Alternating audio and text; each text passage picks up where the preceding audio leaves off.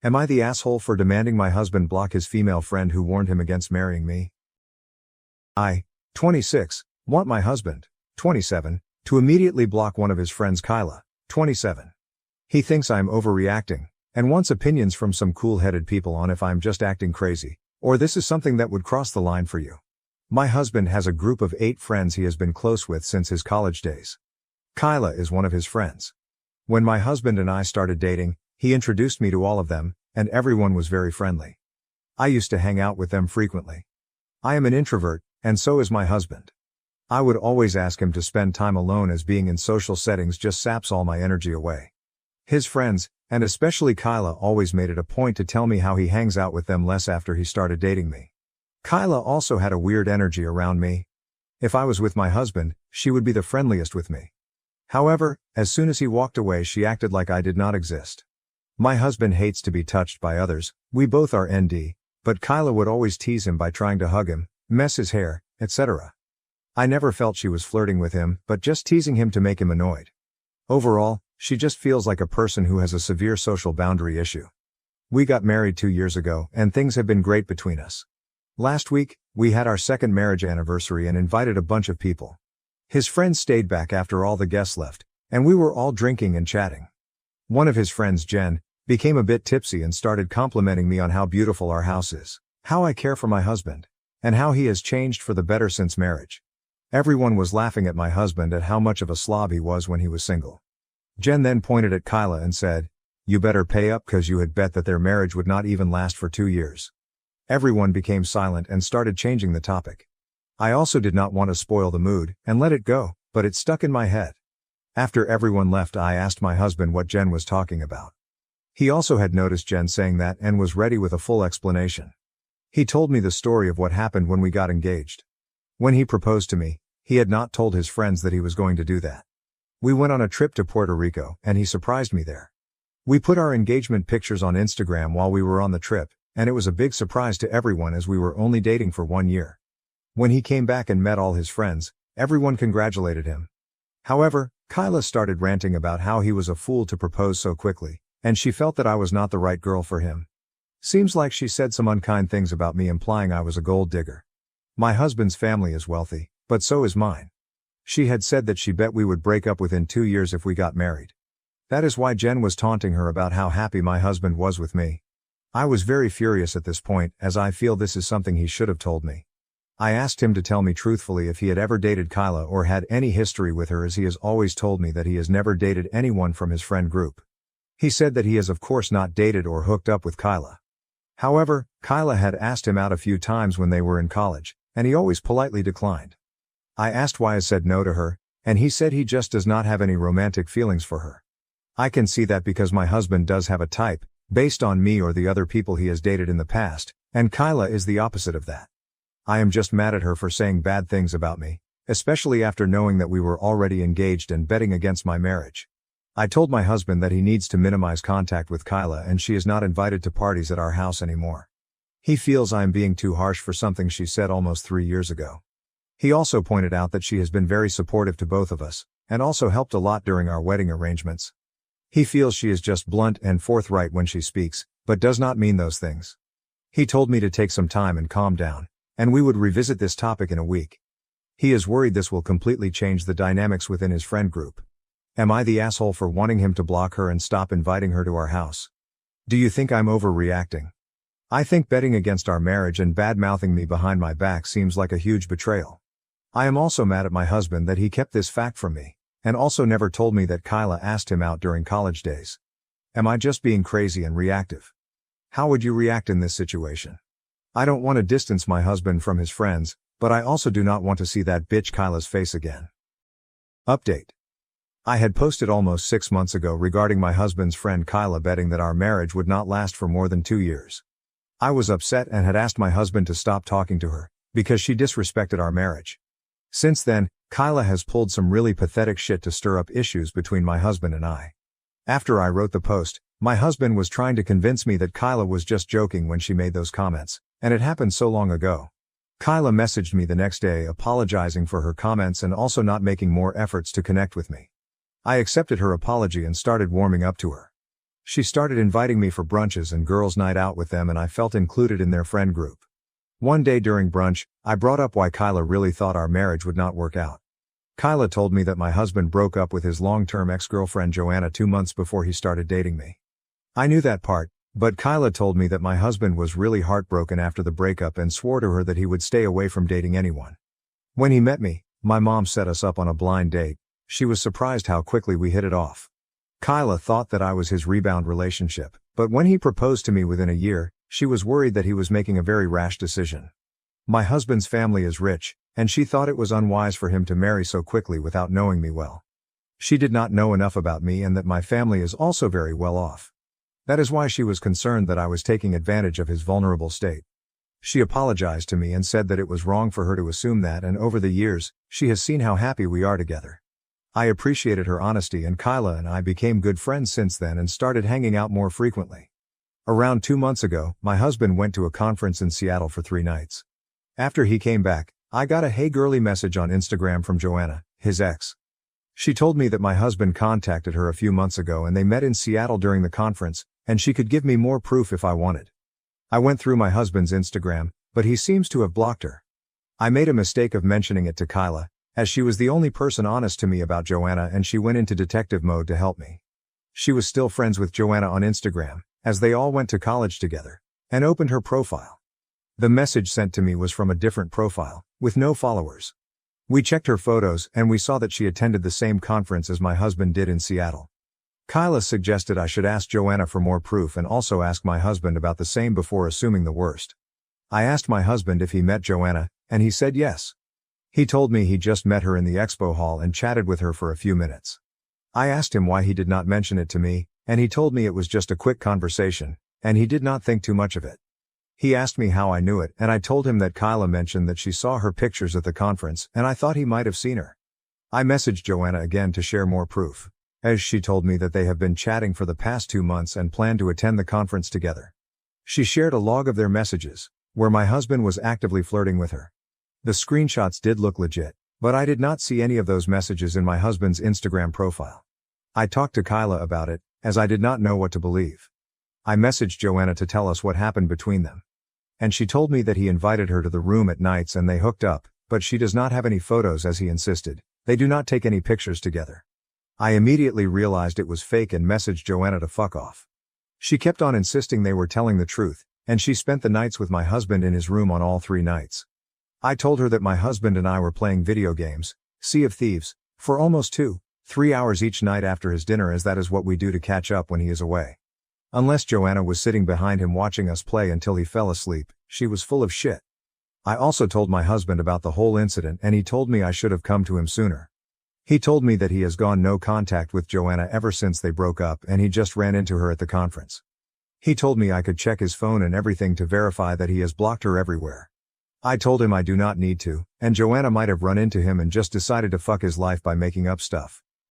When all the friends met that weekend, my husband and I told everyone about how Joanna sent messages to me and faked everything. Kyla was also telling what happened as she had told her about it.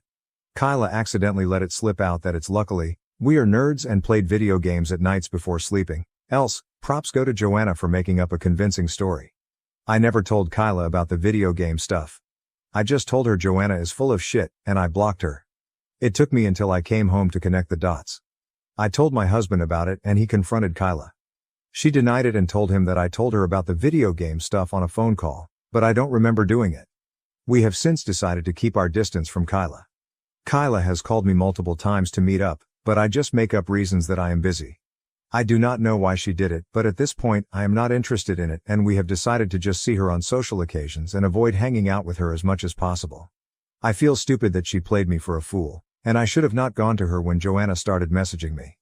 In hindsight, it seems suspicious that Kyla started telling me about Joanna and at the same time, Joanna claimed to have an affair with my husband. I do not know what her intentions are, but I am mad enough that I will avoid her as much as possible. I wish I had some real proof that she was the one messaging me, so that I could expose her. I also feel bad for suspecting my husband. But I am glad my husband and I are on the same page now. I discovered my stepmom's Reddit account and was shocked to find out how much she hates me and my siblings. I'm really pissed off and want to vent.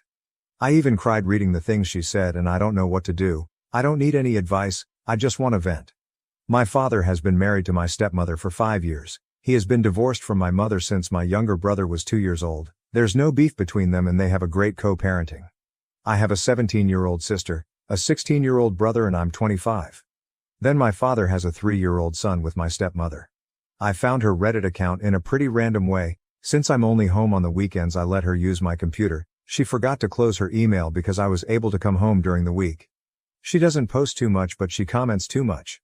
I was honestly going to close the email, but it caught my attention that all the replies were from an step-parent subreddit, so curiosity won me over. I know, it's not a good thing to do, and curiosity killed the cat.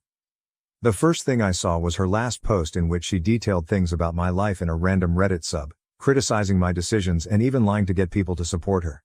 She has posts on that site talking about how happy she feels when my siblings are not at home. My sister adores her, but she has comments talking about how she can't wait for them to turn 18 and leave the house because she just wants to share the house with her family. My father and her toddler, it seems that she doesn't see us as her family. She has a lot of comments answering other people that it's totally okay to not love your stepchildren because they're not family, and it's okay not to consider them one. She has comments talking about how much it bothers her when my dad and brother have sleepovers. They just watch a series in the playroom and then go to sleep, as she is tired of hearing the laughter of a teenager and can't wait until we all leave the house so my father can be with his real family. But what she hates the most is having to learn sign language for my little sister. It had always seemed strange to me that SM still struggles with sign language, but now I know that she never really put in the effort to learn. My sister always said that for many people sign language is very difficult, so I never said anything. But now I know that she always found stupid to learn how to communicate with my sister when my sister always tried to help her. I was too surprised by the hatred she has when my father spends time with me and my sister. Her jealousy towards us is so obvious that it disgusts me that there were so many people who told her how they feel the same way about their SDs. To the point of sexualizing things by saying too many disgusting things that I don't even want to say here. My siblings are not problem children, they even love her very much, and what fills me with anger the most is that she is so false in front of us. Do you know the number of times I offered to babysit my half-brother so she and my dad can go on a date? All those times she refused to let me take care of him, but now I saw comments that she left about how I am living at my father's house and I don't help her at all, only for other people to respond saying that she should give my father an ultimatum to make me leave because I'm too old to live with him and he has a new family. I cook my food, do my laundry, I help my father pay the bills while she doesn't, and normally only come home on the weekends because I'm doing a police academy almost full week. I don't even care if I'm making it too obvious who I am. It was my father who told me to move back with him so that when I come back from the academy on Friday nights it will be a shorter trip. She sexualizes my interactions with my father, saying that it is not normal for me to sleep a nap hugging him and that I should know my place. He is my father. What the hell wrong with her? I'm so disgusted. I have the comments. I have the post. I have even comments from years ago and I will use them. I don't care. Comments. Comment 1, show dad her posts. Comment 2, this, show your father what she really thinks of you all. Because once you're all eventually out and she gets her wish, she's going to work double time to keep it that way and isolate him. Update 1, I decided to delete the post because for now I can't tell anyone what happened because I'll basically be locked up in the academy until Friday morning. In fact, I shouldn't even be using my cell phone now. Someone with too much free time shared the situation in that sub of step-parents to warn my SM. I have screenshots of everything, including a video showing that it is her email and showing the comments. If she sees that post, what will she do? Delete the account? I already have the proof. But I don't want my siblings to find out before I tell them, and I know that those types of posts usually end up in those TikTok that re-upload posts without permission, so I prefer to delete the post so that it doesn't stand out even more. Although my siblings don't use Reddit or that kind of content. I'm going to post again in that sub when I talk about everything with my family, so I hope Redditors know how to keep the secret of the post for now. I know they won't, ha ha ha. Being a stepmom is hard. Yes, one thing is feeling that you're having a hard time, and another totally different thing is making a post saying that you hate it when your stepdaughter is around her father because you think she's going to fuck him, TF. It is not the same to say being a step-parent is stressful, than to say honestly learning SL is unnecessary. BC when the girl turns 18 I will not see her again, it is a waste of time since she can read lips. Also some people complained about me hugging my dad. I also took a nap hugging my mother or my siblings. I'm sorry for having a family that loves me and are not perverts who see a hug as something sexual. Probably next week I will be able to maybe give an update. The academy keeps me working almost all day. Comments. Comment 1, It's already on TikTok. That's how I found this post OP. I hope that for now it does not appear in my siblings FYP comment too. As soon as it's posted on Boru, it's on TikTok update too. Hi. For now I'm going to post this little update here since I haven't spoken to my father yet, but I spoke with my siblings and mom. I told my dad that I was staying at a friend's house when I left the academy, but I actually went to my mom's house and told her everything. She doesn't even know what Reddit is. That site isn't used too much here. But I translated the comments and posts for her. I showed her the videos and my mom was furious. I explained to her that in the comments it's Madre Biologica. I was confused about it too the first time I read that, also with SM. So my SM also made comments and posts complaining about my mother, being that they have always had a cordial treatment. But still my SM was lying, saying that my mother was troublesome. No one in the comments said anything. Everyone supported her and they recommended that she should move far away with her legal family, far away from the problematic BM and kids. First we told my brother, who was also upset and said that she was a fake, but that he has seen her ignore my sister and pretend that she does not see or hear her a lot of times. He explained that like me it also seems strange to him that SM has not yet learned sign language. My siblings spend a lot of time at my father's house. Just like English or Spanish, sign language is much easier to learn if you live with someone who uses it every day, therefore it is strange that SM doesn't use it. He said that even my father has offered to pay for her classes, but she says she doesn't have time. We asked him if he noticed any other behavior of that kind, and he said that SM doesn't let him take care of our younger brother, which she also does with me, but curiously she does let our sister take care of him, so I don't understand that. Other than that, she's never treated him badly or anything like that. At the time of telling my sister she was the most hurt, she cried especially because of SM's comments towards me, calling me a whore. It's kind of ironic how the comments towards her affected me and the comments towards me affected her, haha. Something that my sister noticed that I didn't is that almost all of SM's comments are criticizing me, my sister and even my mother. But my brother, she has only criticized sleepovers or when he comes back late from being with his friends. But she has criticized my and my sister's clothes, made up things about my life, confessed that she hates it when we hug our father, she said we're too clingy, she talked badly about my mother, etc. My sister said it's sexist and maybe she's got some mental problem. My sister said she always believed SM didn't really hear her and she maybe wasn't speaking well and didn't understand her. I think that's the shittiest thing of all. My sister's greatest pride is being able to pronounce some words no matter how short they are or if they sound like noise for some people. We understand her, but SM made her feel insecure every time she ignored her. I know that my sister always justified that by believing that it was her mistake and that SM made an effort to learn, but it was simply more difficult for her. But now we know that no, she was never interested in learning. I'm getting mad again as I write this, sorry. My mother said she was going to talk to both of them, mainly because even though it's an anonymous site, SM's way of expressing herself is sick and she's not going to let my siblings be around someone like that. Oh, but she's venting. Being a stepmom is lonely. I received comments like that. It's not the same to say I feel lonely and I feel stressed, than to say my stepdaughter behaves like a slut, just because me and my minor sister uses a bikini for the pool. Her account is old. She's been leaving comments like that for years. With lies, with complaints we never heard before. It's just messed up. We arranged that we're going to tell our father all together and show him everything, so we're probably going to tell him tomorrow because I need to leave for the academy on Monday. My SM account has not been deleted. It's crazy how she makes things up to get approval from strangers. At this point I don't even know if she's crazy or a mythomaniac. I would like to go back to her email since the password is saved, but I don't know if she will receive a notification of that because this time I closed the account. Update 3. We talked to my father over the weekend. For now he is staying at my mother's house. It is a complicated situation since in the middle of everything is my half-sibling too. During the weekend I went to my father's house and the first thing I did was tell my stepmom separately that I've seen her Reddit account and I'm going to talk about it with my dad. She told me that I can't condemn her for something she uses as an intimate diary, but I told her that this is not a diary, it is a social network where she makes her problems and lies public. If someone other than me discovered her account, then what was going to happen? Were they going to believe all the things she invented? If her identity was revealed on that account by someone else, I would have too many problems and could even be kicked out of the academy. Again, there's a big difference between saying I'm stressed and my stepdaughters behave like sluts around their father. I simply told her that my mother and sister also know it and would come to talk about it too. She, for obvious reasons, just went to lock herself in her room, not wanting to talk with me. Once we talked to my father, I showed him most of the posts and comments. There were so many crazy comments that I think it would take me too long to read them all because they were just so long too. She's that kind of people who comments the bio of their lives in the posts of other people. My father got angry. My SM never expressed having a single problem with us like that. The situation would be different if we knew what she thinks about us. My father went to look for my SM, who refused to talk about it and was mostly angry with me for violating her privacy. My father told her that she's insane for thinking that my sister and I sexually provoked him, that he can't believe the way she talks about my sister and the happiness she expresses every time my sister goes to the hospital and is not home, how she expresses to be counting the days until my sibling stops going to the house forever. My father told her that she knew that he is a father and that he would never leave us aside. She made her decision, and even so, instead of talking about her problems, she decided to create an account to play at being a victim. She said she needs a place to vent, but he told her that venting is not the same as telling lies. Venting is not the same as hating your stepdaughters and talking horrible things about them, and she could have spoken about it and not just lied.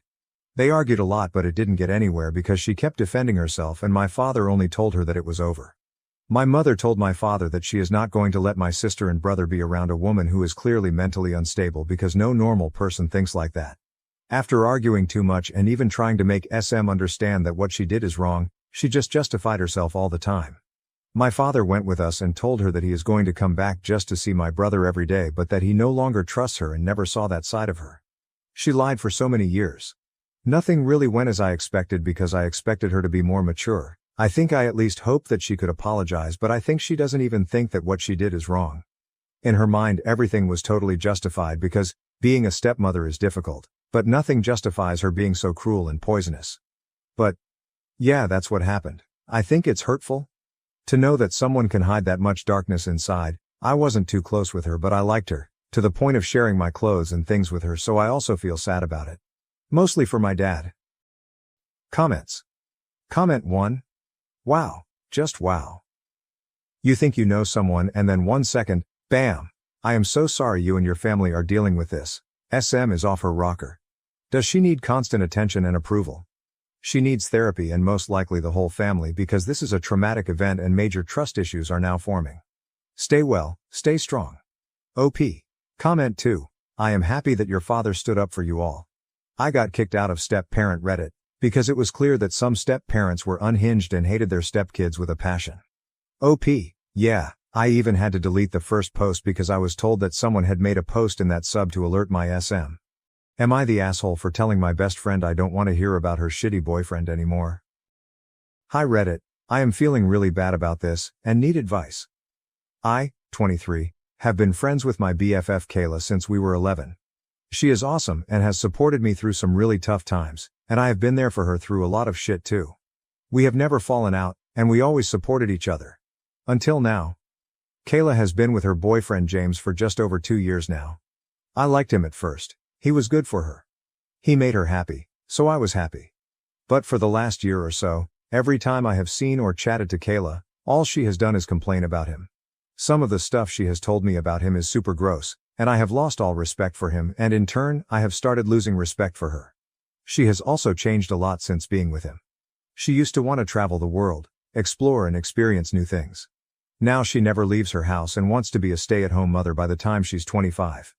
It makes me sad to see. She has lost her sparkle. It all came to a head when we went for dinner for my birthday. She spent the whole night complaining about James, as always, telling me way too much personal stuff about him, as always, and just generally moaning.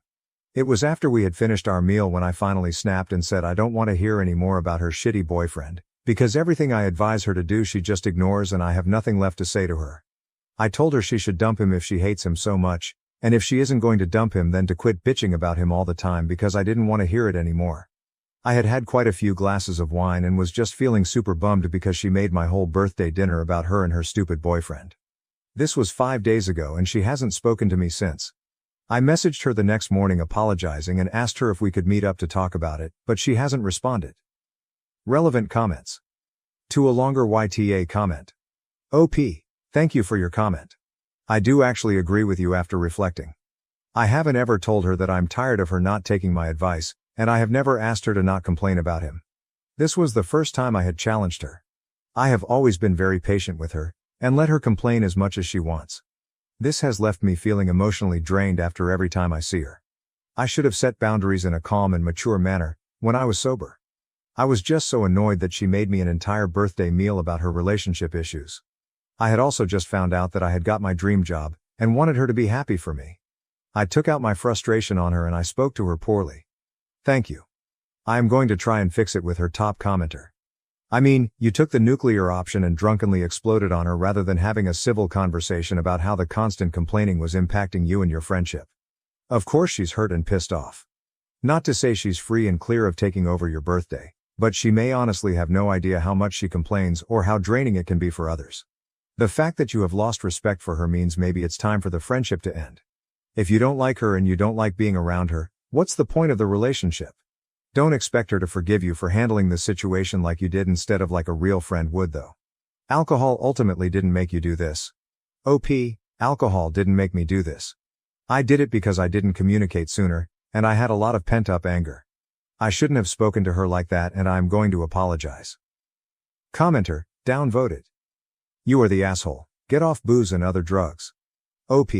I accept I'm the asshole, but if I want to have a few glasses of wine on my birthday, that is my prerogative. I don't do drugs, and I am over the legal drinking age. I had 3 glasses of wine. On my birthday. Commenter, NTA, the best thing you can do is let her be right now. When she's ready to talk she will reach out to you. I'm worried that if I let her be, she will never reach out and I will lose her as a friend. I don't want to lose her, despite her frustrating me with constantly talking about her boyfriend. She is a good person. I was thinking of writing her a letter to apologize and explain how I feel. IDK. Commenter, a letter may be a good idea, especially if she has blocked you on social media or is avoiding your messages. Do you have any mutual friends willing to tell Kayla how you feel? She hasn't blocked me, but she has already ignored one message so I feel like she would just keep ignoring me. All of our mutual friends have dropped her because they can't deal with her complaining. They're all telling me to unfriend her, but I'm not ready to do that. Commenter.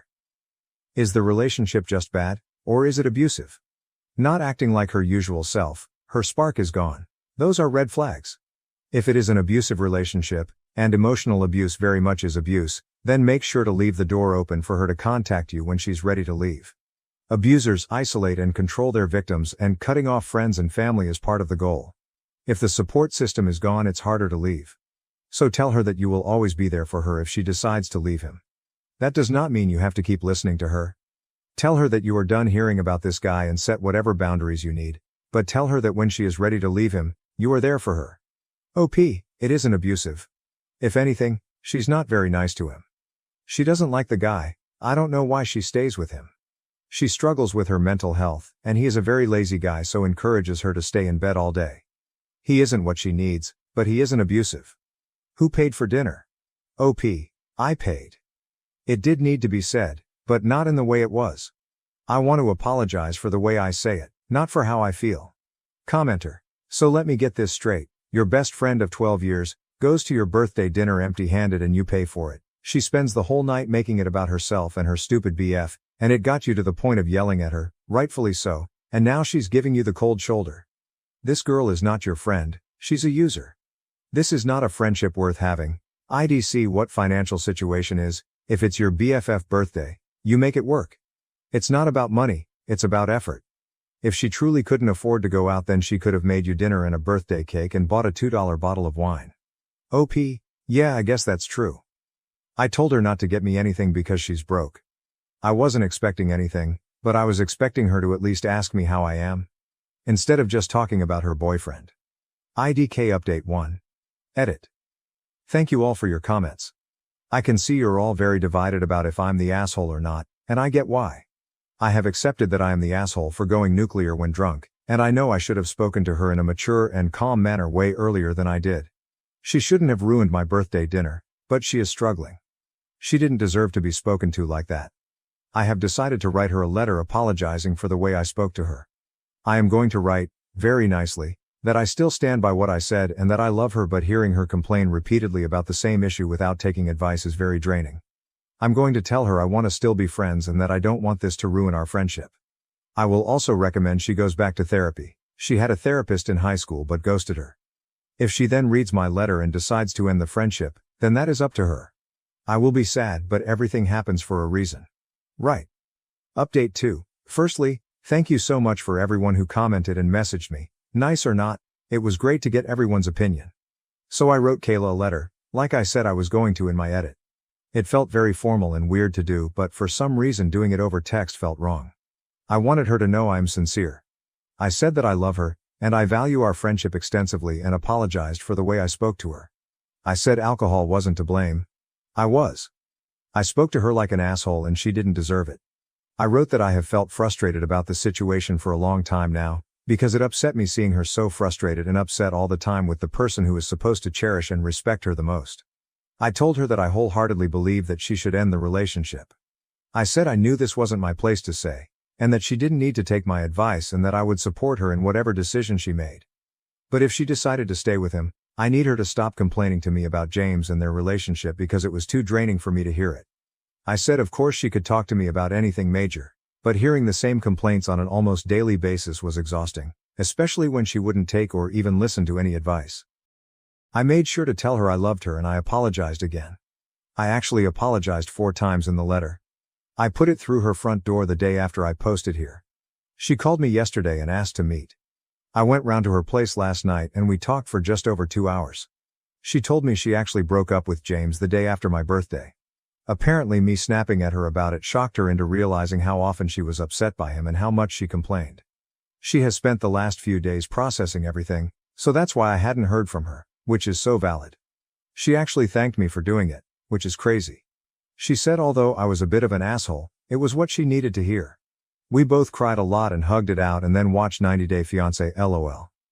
I think it's safe to say we will be okay. She is obviously struggling because she is grieving their relationship and breakups are awful. But I will support her through this, like I always do, because I know that she will support me when I next get my heart broken. I am single AF right now, but who knows what the future holds. So the TLDR is that me snapping at my best friend at my birthday dinner for complaining about her boyfriend for the whole meal caused her to dump him. I didn't lose the friendship, I actually got my best friend back. I can't wait to support her while she finds herself again. Thank you all again, have a great day everyone. A stranger on the internet messaged me to let me know that my boyfriend and I are all over a couples swapping site. Throwaway, because all of my friends know my main goal. And I'm sorry if the grammar in this post is all over the place, it's late here and I'm kind of freaking out. For the sake of privacy I'm going to call my BF Ryan, and the guy who messaged me Craig. Background: been with Ryan for 6 months, the relationship is fun and great. Now let's just get straight to it. I was browsing social media before bed when Facebook alerted me that a non-friend was requesting to send me a message. Curious, I opened it and was greeted with a shock. He stopped replying after my second question. Craig.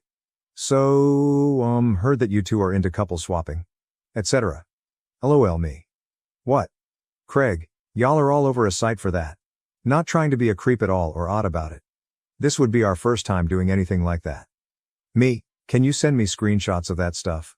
Sorry if I sound rude, I don't think you're creepy, it's just that as far as I know my partner and I aren't on any sites for swapping or anything else sexual. Ryan isn't picking up his phone. It's late. I think that someone might have taken our images and put them on some sort of sexual meetup website, and I have no clue what the etc. entailed.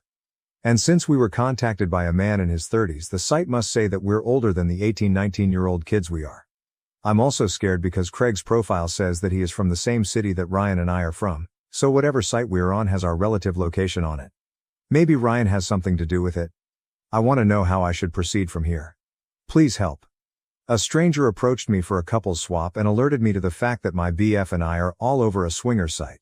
I don't know how to proceed. Update 1. So after posting this last night I was exhausted and fell asleep. Craig messaged me again a half hour ago and then stopped responding. I'm hoping for screenshots soon. Craig. Sorry I was asleep. I'll try to find that stuff. My wife and I deleted our profile. Me. Yeah, sorry about this mess. IDK how this could happen unless there were bots or my BF was trying to cheat on me. Craig. No, he wasn't trying to cheat. The profiles had both of you. At this point, I'm afraid it's Ryan. I don't want it to be. He won't answer my text. Update 2. Thank you to everyone who has responded. Something I didn't make clear in the original post is that the first message from Craig was from early January. I hadn't seen it until last night because my Facebook settings have it so I only get alerted to messages from people who aren't my friends, nor have I been given permission to talk to me when I'm in the app or on the website. Last night was the first time I had gone on Facebook in about a month. At this point I'm just waiting to hear back from Ryan still. I'm leaning towards Craig as just some creep, but Ryan's silence is becoming increasingly worrying. I still am going to check swinger sites to make sure none of my pictures are being used. I will update again when this is all figured out. Relevant comments. Comment 1. As a couple that regularly participate in swinging sites, this kind of shit is incredibly common. A guy derives pleasure from sexual chat and fantasizes about either participating in threesomes or engaging in partner swapping. So he'll create a profile without his SO's knowledge and pretend to be swingers so he can chat with real swingers. It's incredibly frustrating as real swingers, and incredibly common. They are pretty easy to figure out after some experience also. The way it normally happens is we start chatting with a couple. After a couple days, we realize that we have only communicated with the male half. We ask for the two women to voice verify via phone or Skype so we know both couples are who they say they are.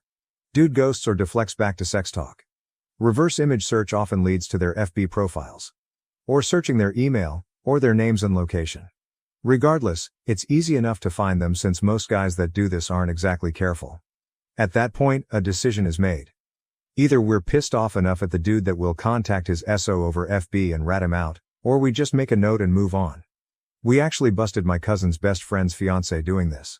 Tracked down the asshole's FB profile, found he was a mutual friend with our cousin, and then found he was engaged to cousin's best friend. As we suspected, she didn't know he was doing this.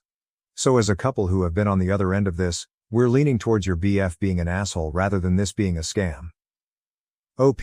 How should I approach him about this? I don't have any evidence besides the messages from Craig. Comment 2. It is difficult. He has the trusty fallback that real swingers keep in our pocket if anyone were to stumble across our profile on a site. Oh shit, someone stole our pics and made a fake profile. And yeah, it never happens. If people steal pics, it's not vanilla pics from Facebook. Unless you two are Ken and Barbie with very racy pictures on FB, your pics weren't stolen. So you need cooperation from Craig. You need to know which site he found you on. Create a fake profile on that site and find other profiles in your area. Chances are you will stumble across the suspected account. Also browse the MW4MW ads on Craigslist and see if any of the pics or descriptions match you guys. But really, without Craig's help, there's nothing you can do besides snooping on internet history on all PCs and phones. Hopefully Craig will cooperate. Swingers are big on honesty and consent. It's what differentiates us from cheaters. So hopefully he'll give you the details out of a sense of morality.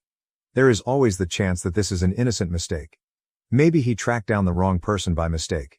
But honestly, we've lived this exact scenario 3 times in the past year alone. It's very, very common for men to catfish couples. When we were new in the lifestyle and didn't know any better, we even had a few "my wife can't make it tonight. Do you mind if it's just the 3 of us?" attempts. OP.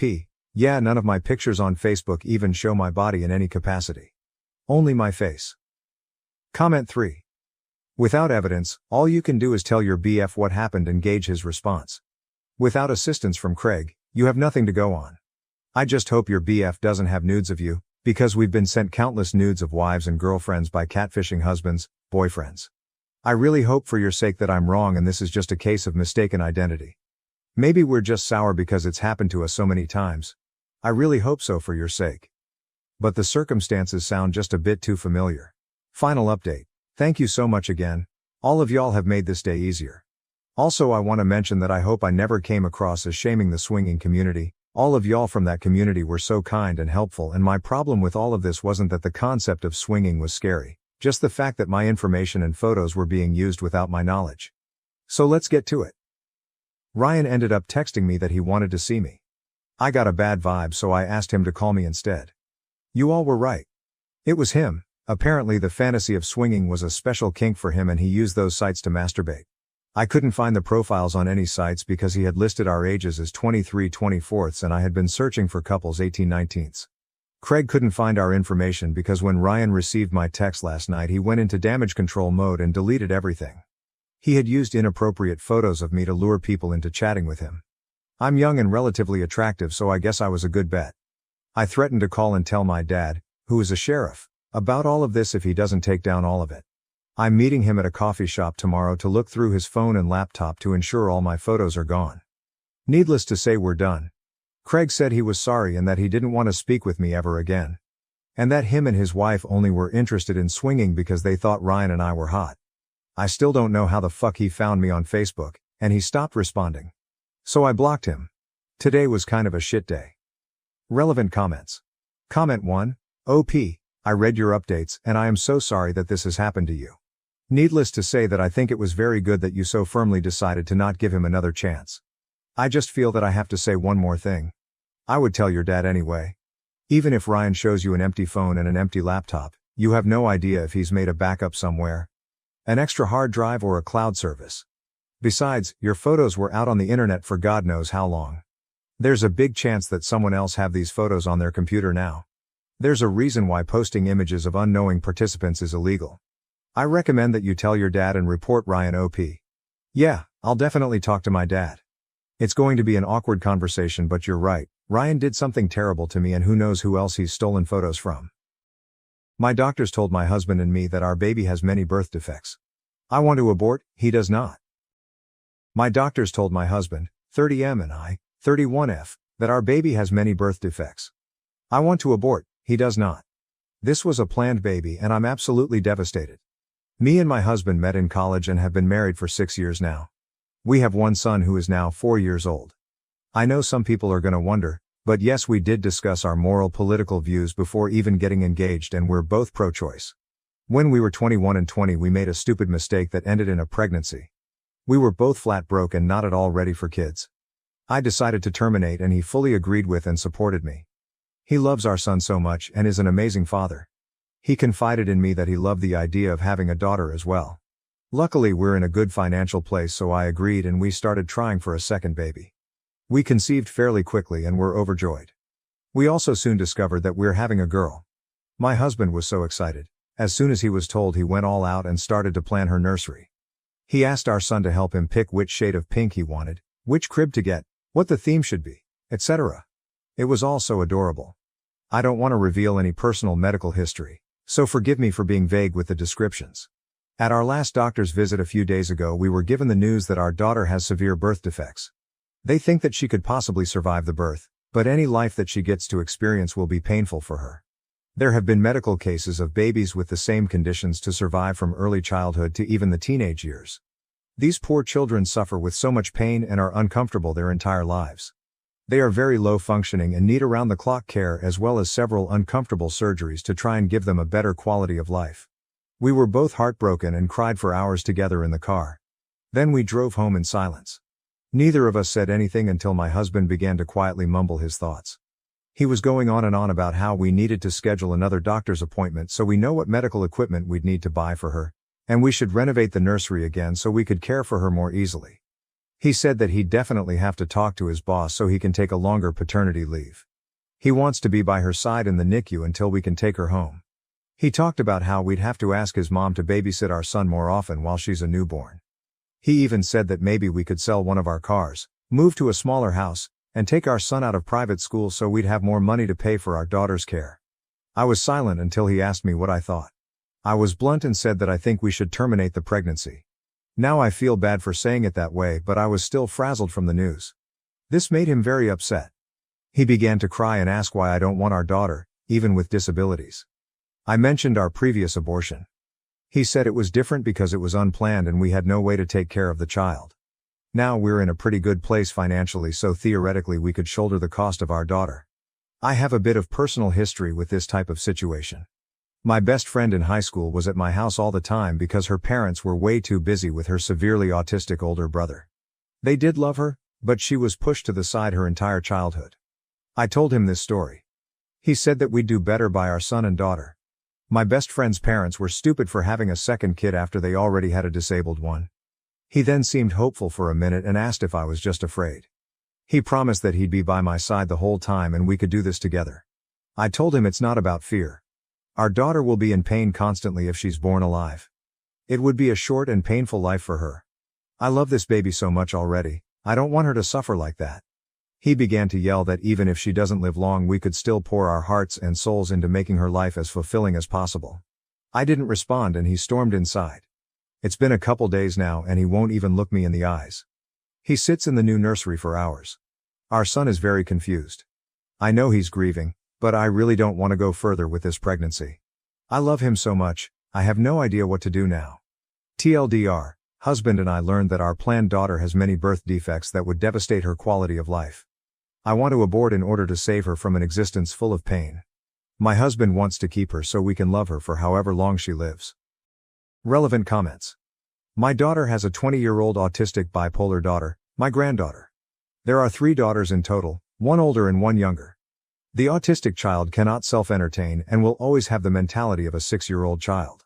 My daughter's marriage fell apart and the ex-husband wasn't around to take any responsibility. Plus, my daughter was rarely reimbursed for medical and dental out-of-pocket expenses. The oldest daughter, the glass child, was parentified so her mother could work nights. She now has gone no contact with her mother and blocked her everywhere due to her childhood losses. The younger child has lived in the shadow of the autistic sister and has many issues going on. My daughter can't leave the 2 of them at home because the older sister becomes violent. When toddlers, the youngest had to have her hair cut short because her autistic sister would pull her long hair out by the roots and rip her scalp all bloodied. It was awful. My daughter is movie star beautiful, but men who have professed their love for her and had wanted to marry her, but not the disabled daughter. My autistic granddaughter cannot self-entertain and is a Velcro person so is always there. It's been a family tragedy. My daughter is a prisoner in her own home. My ex-husband would not help. I work full-time and had gone to school at night so I was pretty much depleted. Plus, my autistic granddaughter is hard to keep. I love my granddaughter, but I would not wish her life or my daughter's life on my worst enemy. It hurts me to say this, but it would be a mercy to not bring this severely disabled child into the world. What a cruel thing to bring this unborn child into the world. The husband is out of his mind with grief and cannot see the whole picture. The wife needs to make up her own mind, even with the sad choice to divorce if it comes to it. To the haters out there, unless you have walked in another person's shoes, you cannot understand this catastrophic situation. I would also want to terminate. Can you guys talk to a therapist? Do you have time? OP's reply, we have a bit of time, but if we don't resolve this soon termination will be impossible. Update. Thank you all so much for the advice and kind words. I'm sorry I haven't responded to many chats and comments. I've read through them all. The empathy and compassion shown is truly touching. After I made my original post, my husband and I rushed to get a second opinion. Nothing changed and it was still our original diagnosis. Once I learned that, I scheduled the termination for as soon as physically possible. I didn't tell my husband at first. He kept on raving about how we could give her as much love in her life as we can. I feel bad for this now, but I snapped and angrily told him I was terminating the pregnancy. That I know how he feels, but I will not allow my daughter to suffer just because he wants to love her. He was very angry with me after I put my foot down.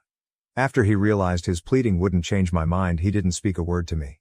It was like he refused to even acknowledge my existence. I was terrified that he'd go and leave me all alone with the scraps of our family. I tried to explain it to my son, but I think he still doesn't understand. Then, the night before the procedure, he stepped into my room and apologized for everyone and promised to be more supportive of me from now on. I was so happy and relieved I started to sob and he held me all night. My original plan was that my mom would drive me to the hospital, then once it's done a close friend would take me home. Since it was only the night before, he said he couldn't miss a full day of work, but really wanted to drive me home. I agreed to let him and then the procedure was done in the morning. My son is having a long sleepover with my best friend's family. I don't want him to see me like this. The next morning the termination was done. It went fine with only minor physical pain, but the emotional toll was crushing. After I was done, he didn't show up to get me. I waited for hours and he wouldn't answer any of my calls. I ended up having to call a friend out from work to take me home.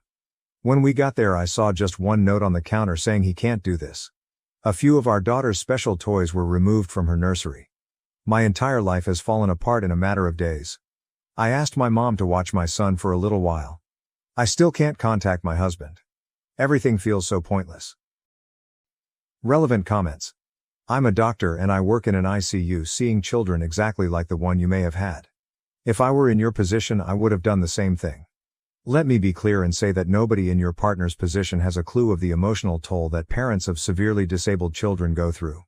Everyone thinks they know what it would be like, but they're often wrong, and more often the parents of the child are struggling a lot. Whatever happens, FYW, I think you made the harder, but smarter decision. Who's to say your husband wouldn't leave the exact same way after seeing your daughter suffer alive in actual pain? Leaves you a note on the table one night, I can't do this, and leaves you to care for her yourself. I have face blindness, and my BF's tests are overwhelming. How can I clearly communicate that this behavior is hurtful and unacceptable? Hi y'all, sorry for posting this. If it's not okay, I can delete it. I've been with my BF for almost a year now. I love him dearly, and he loves me too, I'm guessing. But there's one thing that's causing a lot of issues for us. I suffer from prosopagnosia, face blindness, which means it's really hard for me to recognize people's faces. I usually go by other characteristics to put a name to a person, like hairstyle, facial hair, marks, skin colors, accessories, etc., but it's still really tough. It's caused me severe anxiety and other mental health struggles. I'm lucky to have wonderful people around me though, who are aware and try to help. They'll introduce themselves when we start talking, wear something they know I've linked to them, or whatever. Usually my BF does this too, but sometimes he likes to test me and it's incredibly stressful. He shaved off his beard once, a few times he wore a completely different style of clothing, or changed his hairstyle, all without warning me. In those moments he won't tell me who he is, or say someone else's name, just to see if I'll figure out it's him. He'll make jokes saying he'll try to switch with one of his friends and see if I'll stay loyal. I usually do realize it's him, but it causes me a lot of anxiety. We've had big fights on this. He says he's allowed to change his look. I'm not a cartoon character. I ask him to warn me. Don't get me wrong, he cares about me, but I don't think he gets how stressful it is. How do I make it clear? We have a lot of great times together, there's just this bump. Update. It's hard to imagine I made this post 19 hours ago and now I'm in the middle of breaking up with him. I'm very tired so I'm going to keep this short.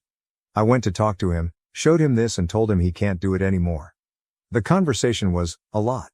First he was angry I made this post, then he was angry I was taking it all so serious. Lots of apologies and so on. He again said he was just trying to make a tough situation more light. I said it's too much. He said I can't take a joke and I need to let him be him. That he always tells me when he's been joking and if he was really keen on hurting me he'd just do things and not tell me, so his telling proves he cares. That one made me feel uncomfortable. At one point he said he just wanted to test if it was real, because I could just be using it as an excuse to do anything. I left after that cause we were just going in circles. There was a lot of me making an issue of one small thing. I'm exhausted. He's still blowing up my phone with love and apologies, but you guys made me realize a lot. Thanks, really. I'm trying to stay rational about it but it's hard because I do care about him a lot. I'm gonna get a few hours of sleep. Thank you again. Relevant comments. Comment 1. He is messing with your safety. Does he not realize that? OP. I don't think he realizes how confusing it all is. There was a moment he did the opposite, acting all weirded out when I thanked him for a nice date, saying it wasn't him and though I knew it was, I still started to doubt myself. He did say it was a joke soon after but it caused such a panic. He hasn't done it again but it took me a long time to feel comfortable again. Comment 2. Making someone feel unsafe is not a joke.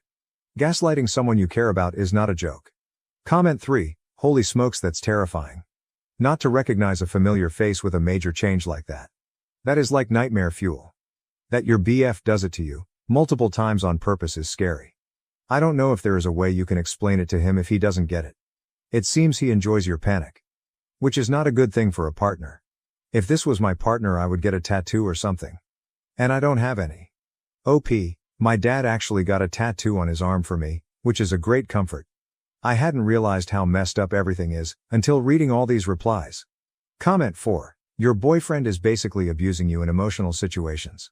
He thinks it's hilarious you struggle and get severe anxiety which isn't normal, nor does it mean he cares about you. This is a huge red flag OP, abuse is a really big word but I do agree it's not okay. I'm seeing him soon, we'll see how it goes. Update 1. Hi y'all. Hope it's okay. I will post a little update. Things went batshit crazy. A lot has happened in the last days. I'm really grateful to you all, honestly. I wasn't aware about the real meaning of his pranks, and what it said about him and our relationship. I went to talk to him the same evening I made that post, with the intention of making clear he can't pull all that anymore. The conversation escalated. We talked for hours into the night and every day since. There's been a lot of messages. He got angry about the Reddit post I made, I showed him. Angry at you guys, angry that I couldn't take a joke and listen to strangers. Said things like he in the beginning didn't believe I actually suffered from it, and would use it as an excuse to cheat on him. That now he does believe, but, due to bad breakups in the past, he has a hard time trusting I won't use it as an excuse regardless. Said he was joking about it because he wanted to make a tough situation lighter and that's just his sense of humor. That if I loved him, I'd accept that. When I made it clear I was done, it got even worse. He began apologizing a lot. Said he didn't realize it was such a big thing for me, Again, didn't make any sense with all said before. In the same breath he said that he at least told me. To the people who thought he actually had planned to trick me by using one of his friends, I think y'all may be very right. To be honest, I was done. I do care about him a lot. Can't just shut that off. But it's never going to work. There's been many messages / calls / etc. He dropped some vague hints that sometimes he pulled pranks I wasn't aware of. I don't know if that is true or he's just in a bad place right now. He also came to my place to apologize again. But I suspect he didn't expect I'd immediately recognize him, as he didn't apologize till I said his name. He's not evil, but just very messed up. I blocked him everywhere, told him not to show up anymore and that a friend would give him his stuff. I'm going to delete this account soon, but I wanted to thank you guys for helping me realize it. I genuinely don't think I would have. I'm heartbroken, but a bit relieved as well. Thanks for all the support and kindness. Relevant comments. Comment 1. I'm glad you broke up. Someone who loves you shouldn't ever do that to you. Just curious about your condition. Do you also have issues with recognizing voices as well as faces? I can only imagine how hard it must be to deal with. OP, actually voices are one of the traits I go by to recognize someone. Voices, posture, tattoos, hairstyle, and so on. Thank you loads. Update 2. This is probably a bit stupid, but that boy has got me questioning my own mind. Either way, sorry if this is a bother. I broke up with my BF a few weeks ago. I had realized, in part thanks to Reddit, that some of his behavior was absolutely not okay, and when I tried to talk to him the conversation escalated to me breaking up with him. I have a pretty severe case of face blindness, prosopagnosia. It means I can't remember people's faces and go by other characteristics to try and put a name to someone. Voice, hairstyle, posture, etc. People around me know and introduce themselves when we meet and other things to make it easier. I have a lot of anxiety because of it. He used to try and test me, which gave me a lot of stress. Changed up his look without warning to see if I knew it was him, and a lot more. He called it pranks. He is a jokester. So we broke up. It's been a lot. He'd been calling or messaging non-stop with both apologies and non-apologies, till I blocked him. In moments of a lot of emotion I said things like I never wanted to see him again, and he'd reply that he was hurt, that I wouldn't even know if it was him and I was lucky he wouldn't do it. Made me feel icky. He contacted me again yesterday, through a new account, saying he just wants one more face-to-face conversation, if only to give him his stuff that is still at my place and get some closure so we can both move on. I said my plan was to get a mutual friend to bring it over to him. He was hurt. He did seem a lot more calm than before and told me we were together for a year, he just wanted one conversation after I suddenly broke things off. That he had some time to process now, etc., and that he doesn't understand how he suddenly, after a year of loving each other, became so evil I couldn't have one chat with him. But I don't feel good about it. My gut is telling me this will not be a good conversation. My worst fears are telling me he might play a trick to prove some point. AITA, if I don't reply anymore, just say no. Edit. I didn't expect all these replies. I hope it's okay to respond like this. Thank you all, really. I think I knew already but somehow started to doubt myself. The past weeks have been a lot. I really appreciate and need these words. I'm ready for all of this to be over and done with. Also just a little thank you in general. Reddit's been a wonderful community and it's helped me a lot. Update 3. It's been a wee bit, and since I'm still getting messages about this, I thought I'd just give one big update for this. So more than a month ago I broke up with my BF because he kept pulling pranks involving my face blindness. I can't recognize faces and am dependent on other aspects to recognize someone, and even then it's still confusing. After that he'd been bugging me that he wanted to meet up, so we could get some closure. My gut was telling me not to, but I felt guilty. With you guys' advice, and my own gut feeling in mind, I decided not to go. I asked a friend, Roger, to go bring him his stuff and kept him blocked, including blocking the new accounts he'd made. Roger came back with a letter from him, to me. The letter in itself was apologetic. He even said he was grateful for our time together and took full responsibility. It ended with him saying he'd respect it if I chose not to reply or message. Honestly, a lot of very respectful words. I still decided not to get in touch. Still trying to get over the breakup myself. But I did appreciate it, till I found out he wasn't letting go like he said. Roger and some other mutual friends let me know he was asking them about me. A lot, if I had read the letter, if I was seeing someone else, already. And so on. Couple of days ago he showed up at my place. He was clearly not sober and upset. He just seemed so broken, so I, stupidly, let him in. For a while he was just being miserably nice, while I got him water and stuff. But the more sober, the more angry he got. At that point I messaged basically everyone I knew to come. I didn't think he'd hurt me, but I didn't feel comfortable being alone with him regardless. Among the many accusations of me not even having the decency to reply, that I clearly never cared about him and that I was a horrendous person, he told me I cheated on him and didn't even know it. So how could I blame him for not trusting me? I'm not gonna lie, I was trying to stay calm but failed. And I know I should have not lost my cool. I screamed at him, asked him what he was talking about. Apparently on a night out with him and others, he asked his friend Mike, who knows of my face blindness and has similar characteristics as my ex, apart from a different voice and smell, to swap out with him and kissed me. And I didn't know. I don't know if he's lying or not. But knowing I was drinking and in a crowded loud room, I know it's a possibility. Especially since Mike tried to kiss me another time, though then I immediately realized it was him and lost my shit at him. When I told my then BF, he was more angry than I had ever seen him, so IDK if the time was a plan as well or not. Either way, Mike is a disgusting human. I know it's just a kiss, but it did make me sick to my stomach just thinking about how they might have played me. I told him to get out, he didn't. Luckily it didn't take long for some people to arrive and get him out. I'm endlessly grateful for the people I have around me. I'm staying at my parents' place now, took a break from work and I'm looking into therapy. My mom and dad, who got a tattoo years ago just so I would never doubt it's him, are treating me like a princess and reminding me of the kindness people deserve. Haven't looked into a restraining order, but might if it continues. Thanks to you all for helping me see what's right in this situation. Reddit has been a wonderful community I am very grateful for. I probably won't update anymore, as this is over and done with. But I'm glad I got to pour my heart out to y'all. Update 4. We broke up nearly 3 months ago. It wasn't pretty. There were a lot of things not right between us. Among other things, he kept joking with the fact that I have a severe case of face blindness. I wasn't perfect in this relationship either BTW, not trying to make him the villain. Usually I go by voice, obvious traits and so on. I'm lucky enough to have a lot of wonderful people around me who'll introduce themselves once we start talking, warn me if they change their looks or even wear something that'll help me, like my dad who got a tattoo just for me. But it's still hard and gives me so much anxiety. So maybe I'm imagining it all? I stayed with my parents and we cousins for a while after the breakup, but since I'm home, I feel like he's still around. The first time, I went to a club with a friend and her BF, started dancing with a guy and went outside with him to get some air. The moment we stepped outside and I heard his voice, I knew it was him. I was so sure. I freaked, went inside again and left with my friend. I messaged him later and he denied it vehemently, telling me he was not even near there. That we can meet up and talk if I want. My friend says she's not sure, she was off with her BF and didn't see him. So maybe I'm wrong.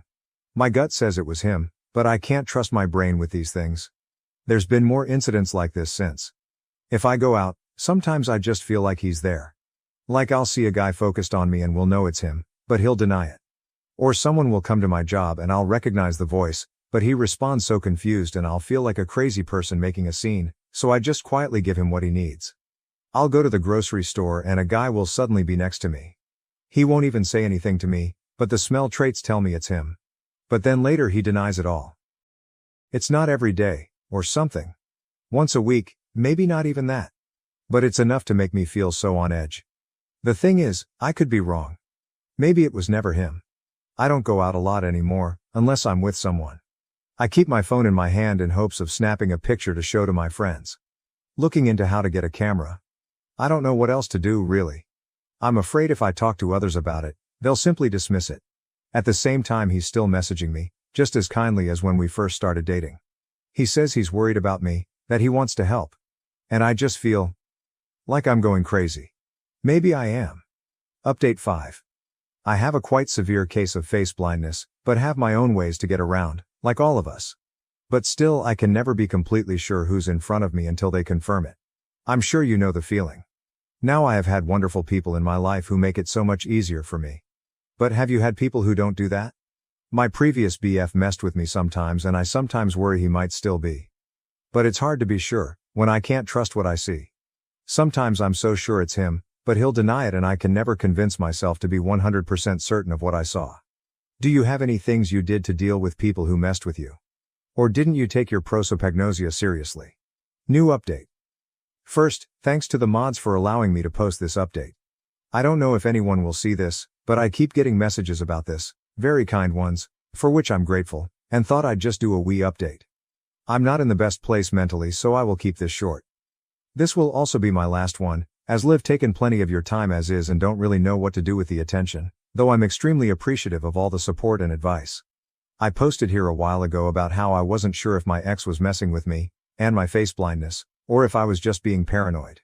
I now know it's both. I really did feel like a crazy person.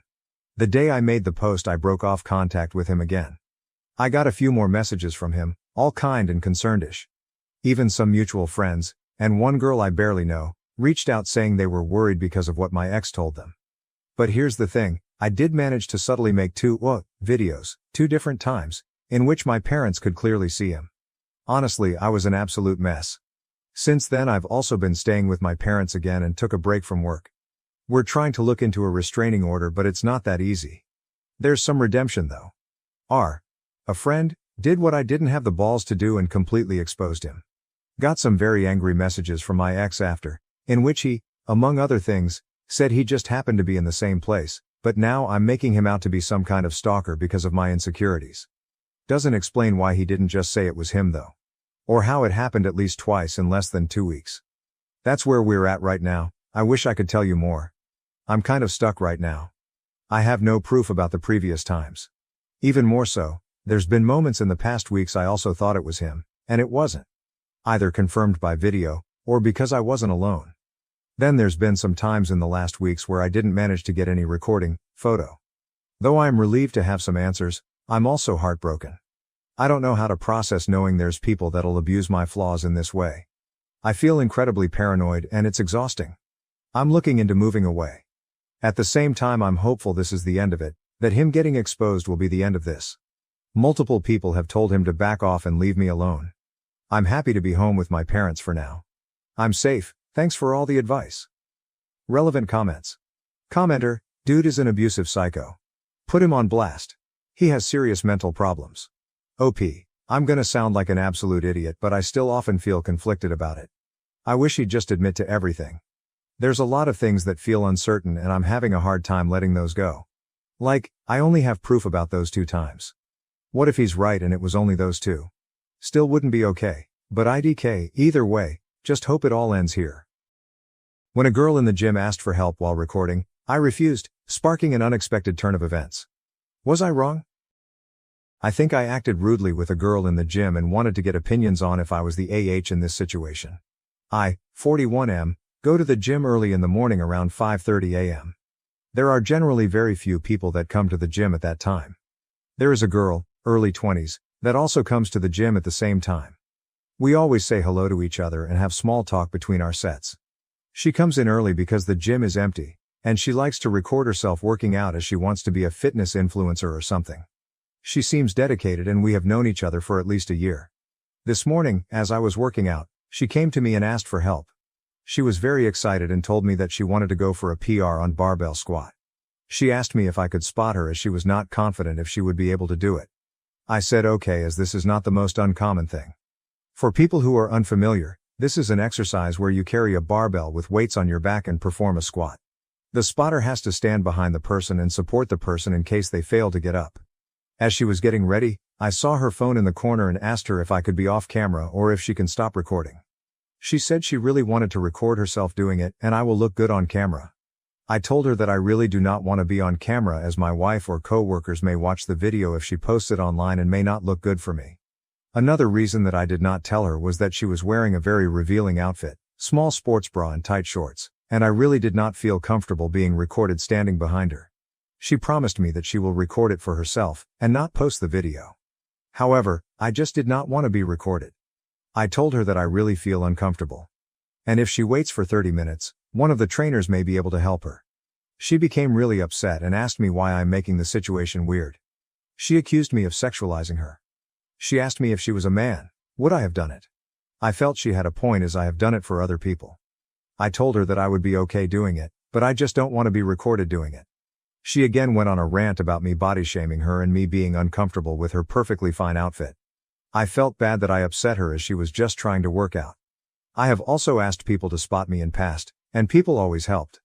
However, I just did not want to be recorded. Am I the to refuse to spot her because she was recording it? I don't want her to feel that it was because of her clothes, or because she is a girl. However, as a married man, I need to observe some boundaries and really don't want to be recorded in that way with a girl half my age. I am also worried that she recorded our whole conversation and may post it online. I do not know what I should do in this situation and am a bit worried. Relevant comments. Commenter, NTA. People who are pointing out the line of how you think it would look inappropriate if a coworker or wife saw you aren't familiar with lifting. If she reached failure, it would absolutely look bad on you, because people don't understand what spotting and having to assist with squats looks like. OP, that was exactly what went through my mind. Plus, who knows what commentary someone can put on top of those videos to make it go viral. Update. I had posted on a different forum 3 weeks ago about me refusing to help a girl in the gym for spotting her barbell squat because she was recording us. I did not think it would blow up so much that my wife got this story on her TikTok. What happened after was pretty unexpected and my life is a bit absurd right now. I was worried that she would post our conversation about me refusing her help online and show me as the bad guy. I told my wife about the conversation, and she said that she has seen posts where young girls do add nasty voiceovers and make men my age look like creeps for views. My wife told me that I should just complain to the gym management about her for recording me without my consent, just to get ahead of things. When I went to the gym next week, I saw her again. I tried to keep my distance, but she kept on smiling at me. As I finished my sets, she came to me and asked me if we could talk. She wanted to apologize for her behavior from the previous day and how it was wrong of her to assume that I would be okay with her recording me. It was a pleasant surprise, as I was not expecting that. I told her that it was okay, and I just don't like to be recorded in general. She followed me outside and continued the conversation. She asked me how long I have been working out and I could advise her on her form. I told her that there are some really good personal trainers in the gym I could recommend to her, but she told me that she is unemployed and cannot afford them. She told me she will buy me a coffee if I can give her some pointers. At this point, I felt I was just being rude and told her sure, and we went to a nearby coffee shop. Her name is Haley. She graduated last year, moved back to her mom's house and is looking for a job. She was very chubby last year and wants to look like the TikTok fitness models and is trying hard to get in shape. We had a nice conversation, and I was able to help her with some of her questions. She already knew my name and asked me if my wife would be okay if she follows me on Instagram. I told her that the main purpose of that account is for my wife to spy on my friends' lives, so I generally don't use it. She asked me if I use Snapchat, and I had to remind her that I am twice her age. This is where it got crazy. When I came home, I told my wife about what happened.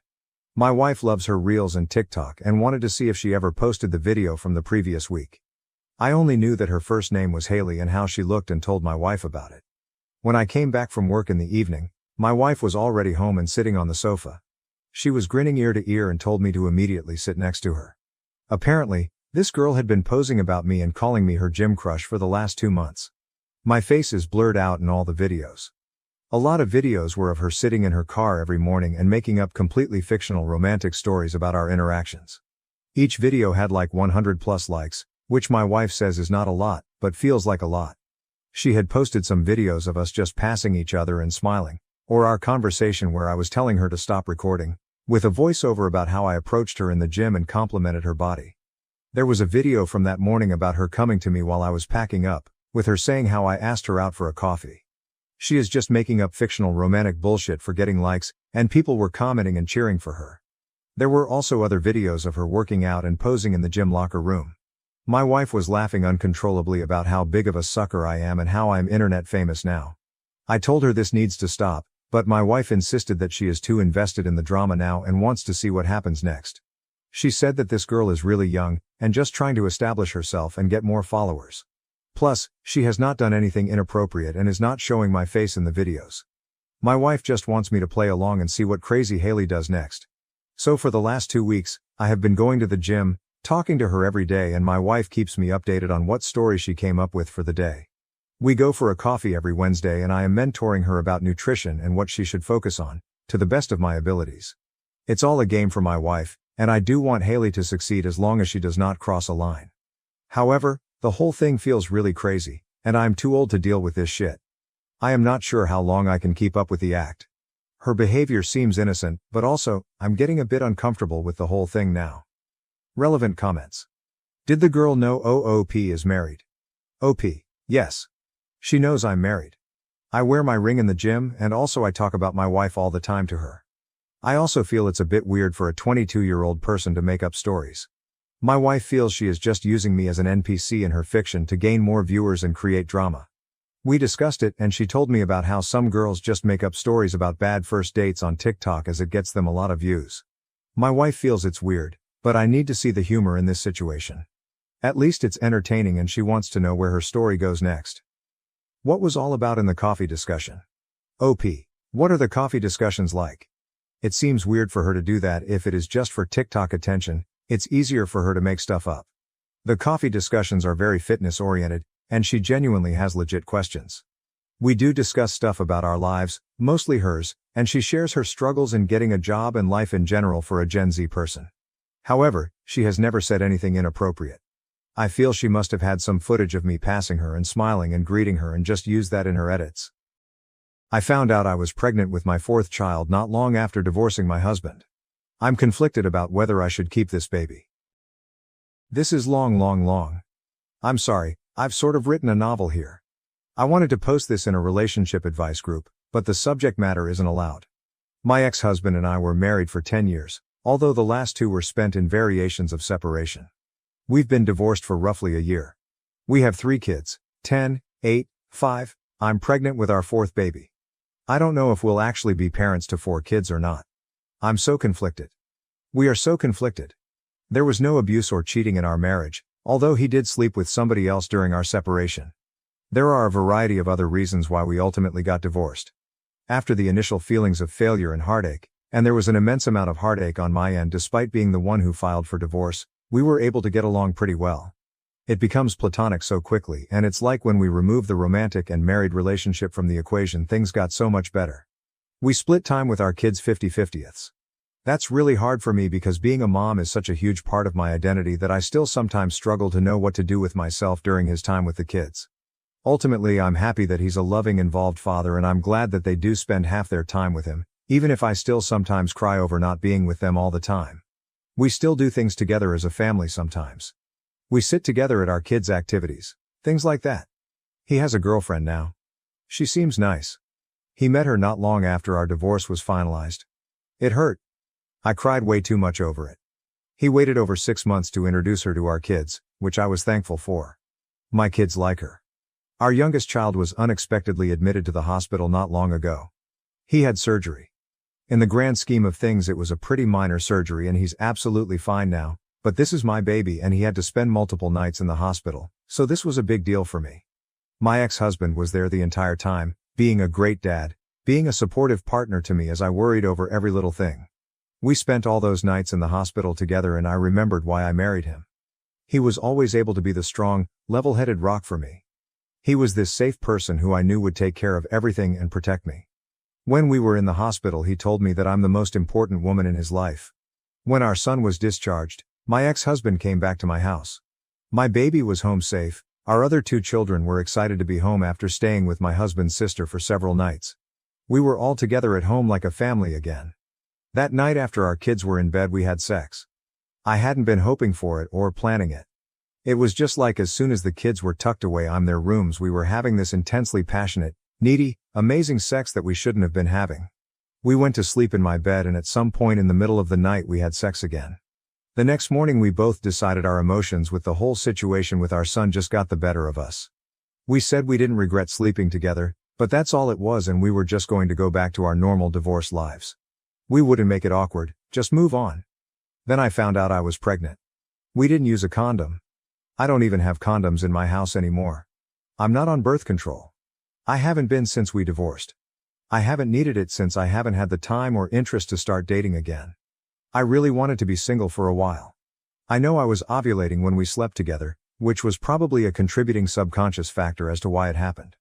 My body sees him being a good dad to our kids and it wants another. My cycle is like clockwork and we've always conceived on the first try every time we've tried to get pregnant. Our first kid was not even a try, it was 2 weeks before your wedding you find out you're pregnant and spend your honeymoon with morning sickness surprise. So now I'm about 8 weeks pregnant. I've known for about a week. I just told him this past weekend. I didn't know if I would tell him at all. I realize now that I only told him in hopes that he'd tell me what to do and figure the situation out for me. Only he didn't. I know it makes no sense to have a baby with somebody I chose to divorce. I don't need a fourth child. Why can't I let go of this though? Update 1. I posted about a week ago. My ex-husband and I have been divorced for about a year. We have 3 kids, ranging from 10, 5 years old. We have gotten along great since the divorce, better than when we were married. It's almost like we're friends, can do things with our kids, and enjoy being around each other. About 2 months ago, our youngest unexpectedly ended up having surgery and spending several nights in the hospital. He's fine now. My ex-husband and I stayed together with our son the entire time he was in the hospital. When he was discharged, my ex-husband came back to my house, or former family home, at our son's request. He was just supposed to spend a few hours there. Help our son get settled, then go home. However, I guess all of the emotions and being together as a family in our former shared home got the better of us and we ended up having sex twice that night. Now I'm 9 weeks pregnant. I wasn't on birth control, was on it until after our divorce was finalized, but have been intentionally remaining single for a while and not involved with men in any way, so was giving my body a break from birth control. Initially we were undecided about what to do, but as of last weekend we made the decision together to have the baby. It feels sort of crazy to me. Definitely not a situation I ever imagined I'd find myself in. I already picture this baby looking just like our other kids. I guess that's why I struggled with the idea of not continuing with the pregnancy, which I know isn't really a valid reason to have a baby. This is probably the last baby I'll ever have. I'm 39, so even if I were to meet a man who I trusted enough to want to have a child with and a future with, I'll be well into my 40s by then. I plan to be very picky, but I'm not even at the point of wanting to find somebody new yet. We're not getting back together, for now. We get along great when we're not married and living in the same house. We feel it'd be irresponsible to all of our children to attempt to get back together right now because of this.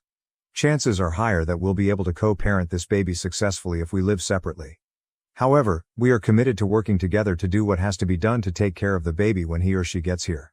Our kids are doing so great right now and they seem very happy and secure with the current setup of our lives and homes, so we want to stick with this for now. I don't know if I really understand what I'm getting myself into. Our other kids were all born into a marriage and a 2-parent home. I know that sharing custody of a baby will be a lot different than the kids going back and forth between homes. I might be feeling too positive about it, but I think it could work out fine. The new baby will just see this as normal, right? Next thing to worry about will be having to explain this to everyone when we tell them. My family and friends will get over it, but I'm especially concerned with explaining it to our kids. I'm worried our oldest won't take the news well. She also knows what sex is and how babies are made. And for everyone concerned about his girlfriend, she's not his girlfriend anymore. Top-rated comment: these two are 100% getting back together within a year and then breaking up again in another. Update 2. Several people have asked me for an update on my situation. My ex-husband and I are having a baby. My other posts are on my profile. A recap is that we were married for 10 years, divorced for almost 1.5 years now, and have 3 kids together. We slept together twice during a stressful family time and I ended up pregnant. We've since admitted we are both still in love with each other, but have not actually declared that we're back together, mainly for the same of our kids. I last posted toward the end of January. I'm 28 weeks pregnant. We're having a little girl.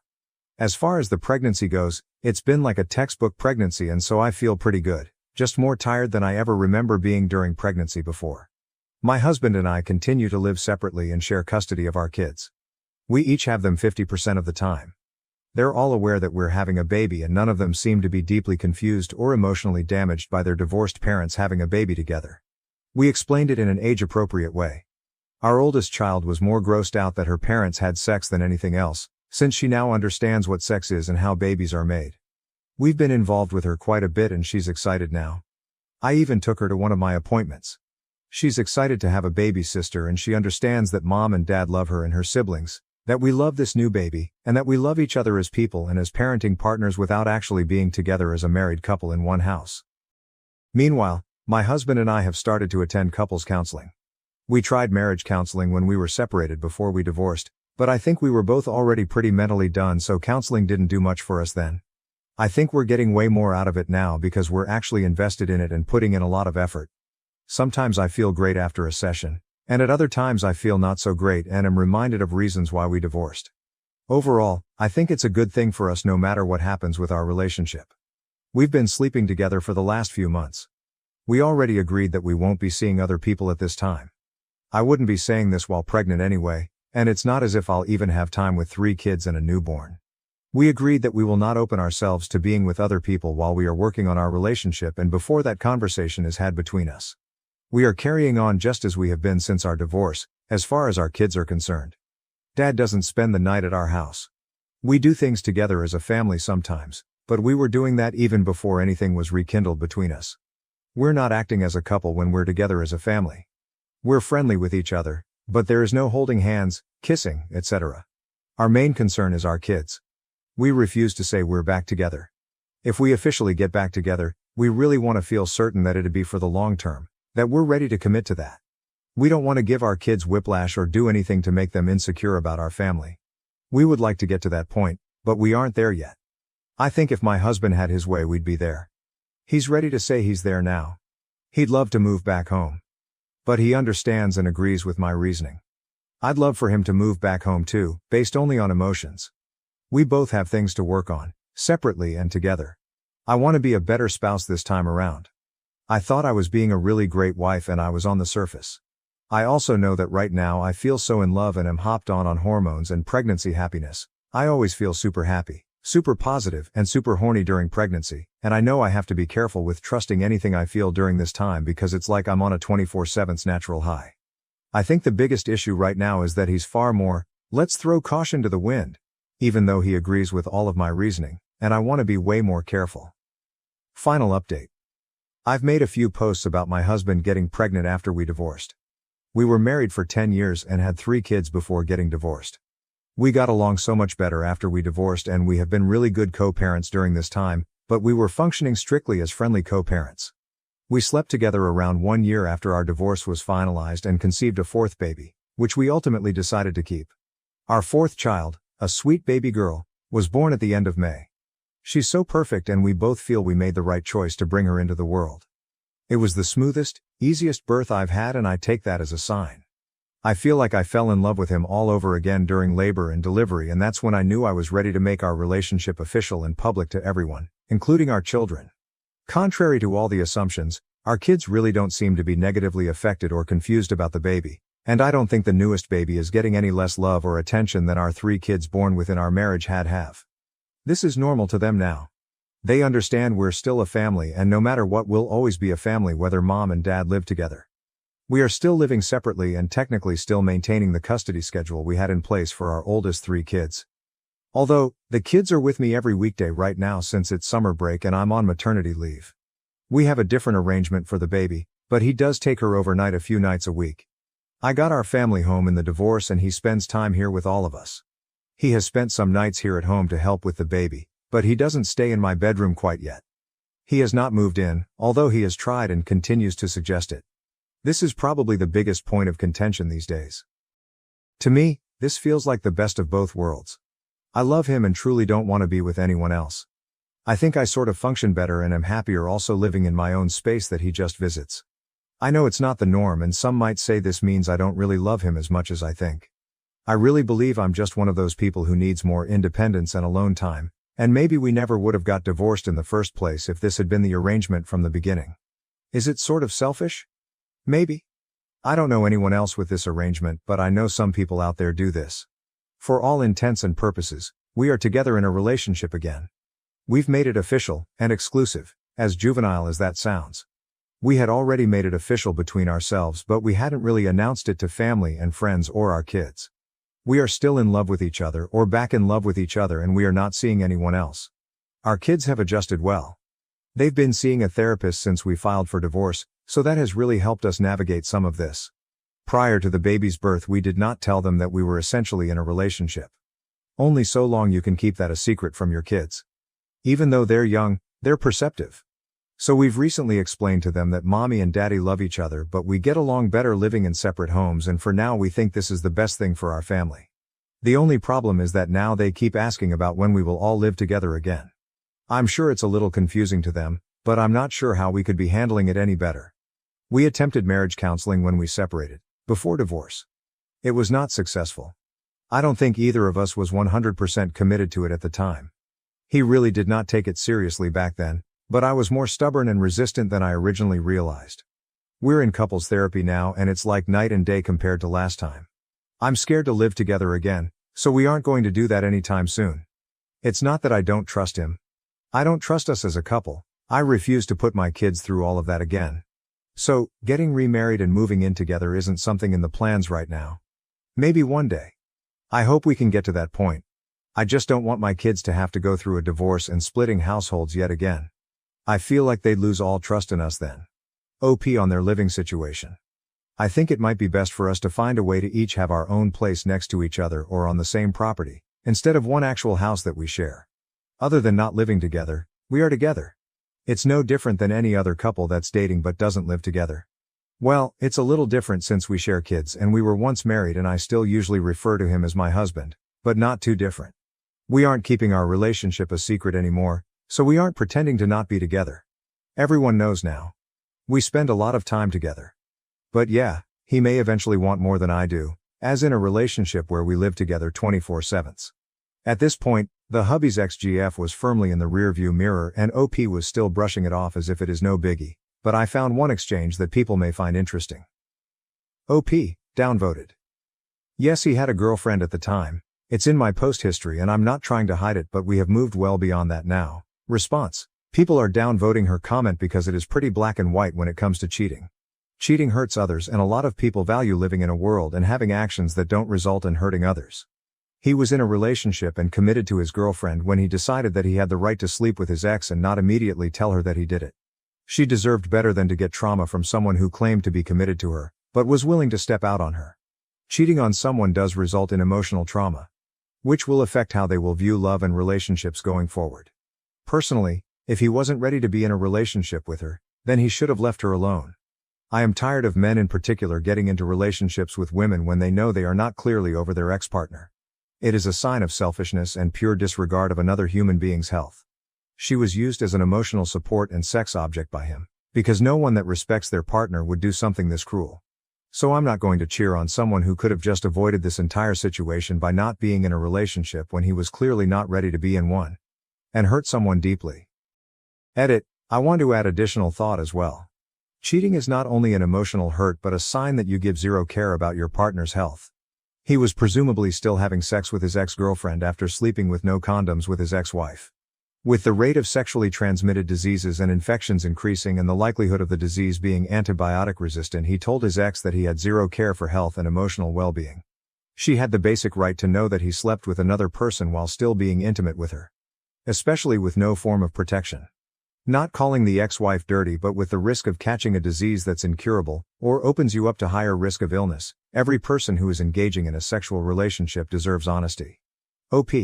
All of this may be true. I'm not arguing anything you said. But I'd like to know what everyone on Reddit thinks we're supposed to do about it. We can't go back in time and undo what we did. Maybe Redditors feel that as an act of penance we should not be together, despite very much wanting to, since that's what we deserve for hurting her in the process. We should never be allowed to move on and have any happiness in our lives, together or separate, because we did something at one time that hurt somebody. Short of publicly flogging ourselves and maybe not allowing ourselves to ever be in a relationship with anyone ever again as a form of self-punishment, what are we supposed to do to satisfy the masses?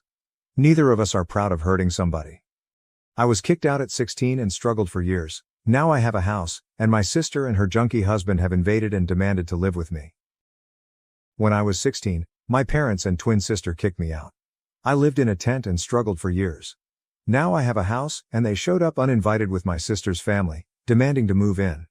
My sister was the one who convinced our parents to throw me out at 16, claiming there was no space for me. I spent 12 years fighting to secure my own place, and now they want me to let my sister move in because she's pregnant with her fourth child. As a 28-year-old man, I've endured my parents' toxicity since childhood. My twin sister has always been a thorn in my side. People say twins support each other, but in my case, my twin drags me down whenever she can. Childhood bullying wasn't enough.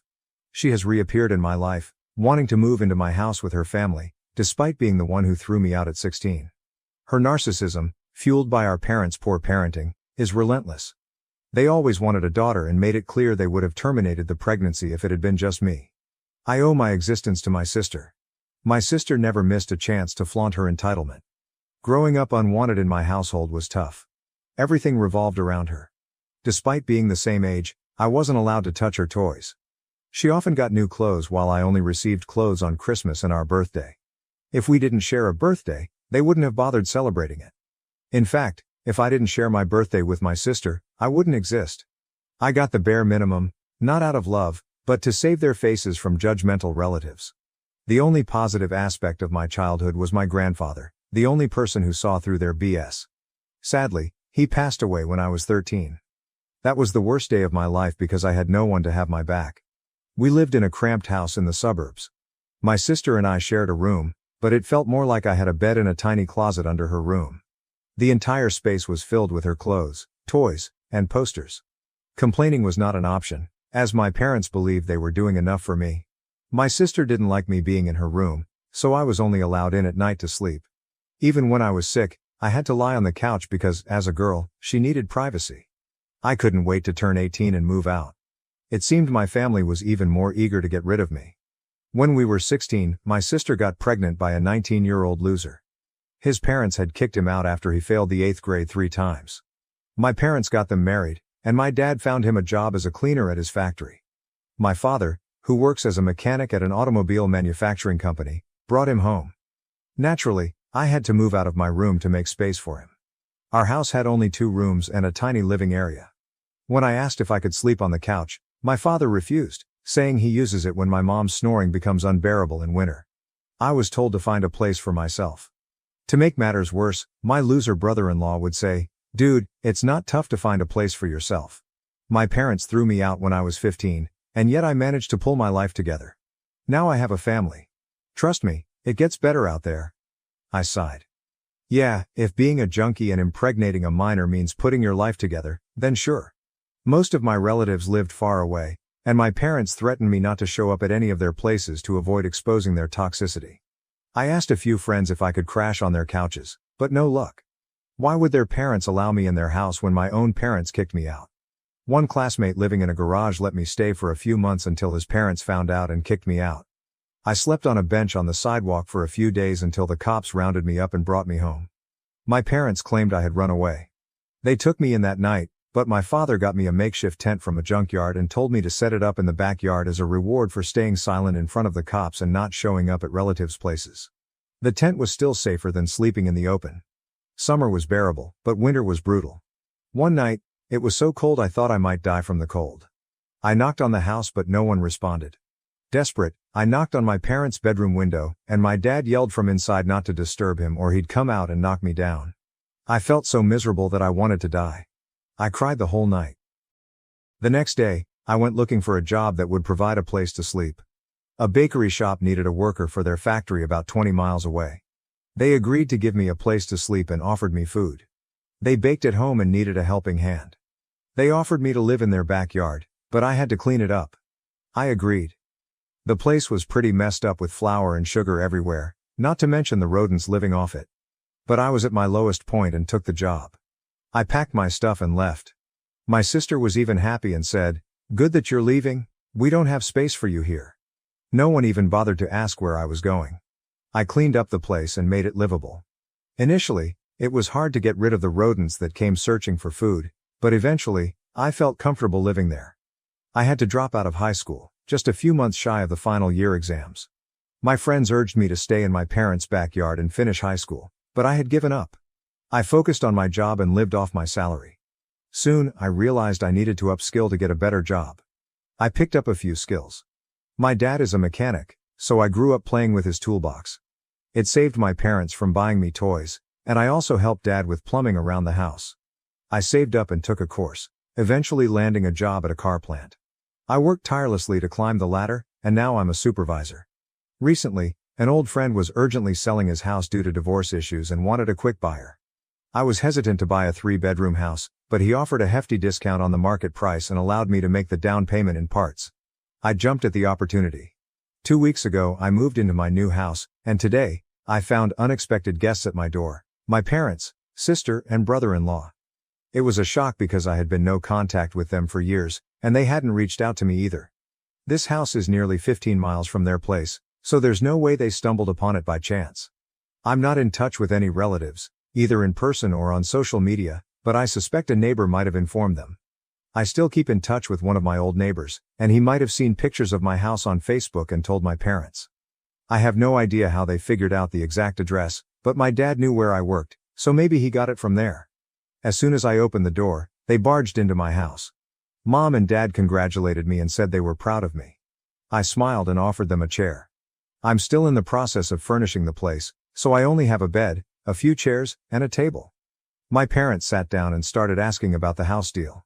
They found it unbelievable that I could buy a house at 35 while they were still renting.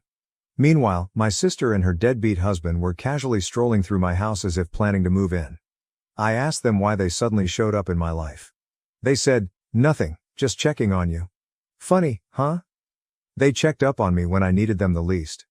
They started updating me about their lives. Dad has hypertension, my sister has 3 kids, 14, 9 and 4. And she's pregnant again. Well, good for her. I just sat there nodding, debating whether to yell at them or politely ask them to leave. Mom asked if I was getting married or had a girlfriend. I said it's none of her business. She responded, "Why are you so cranky? Is everything all right?" I said everything was fine until they showed up. She laughed and offered to help if settling into the new house was overwhelming for me.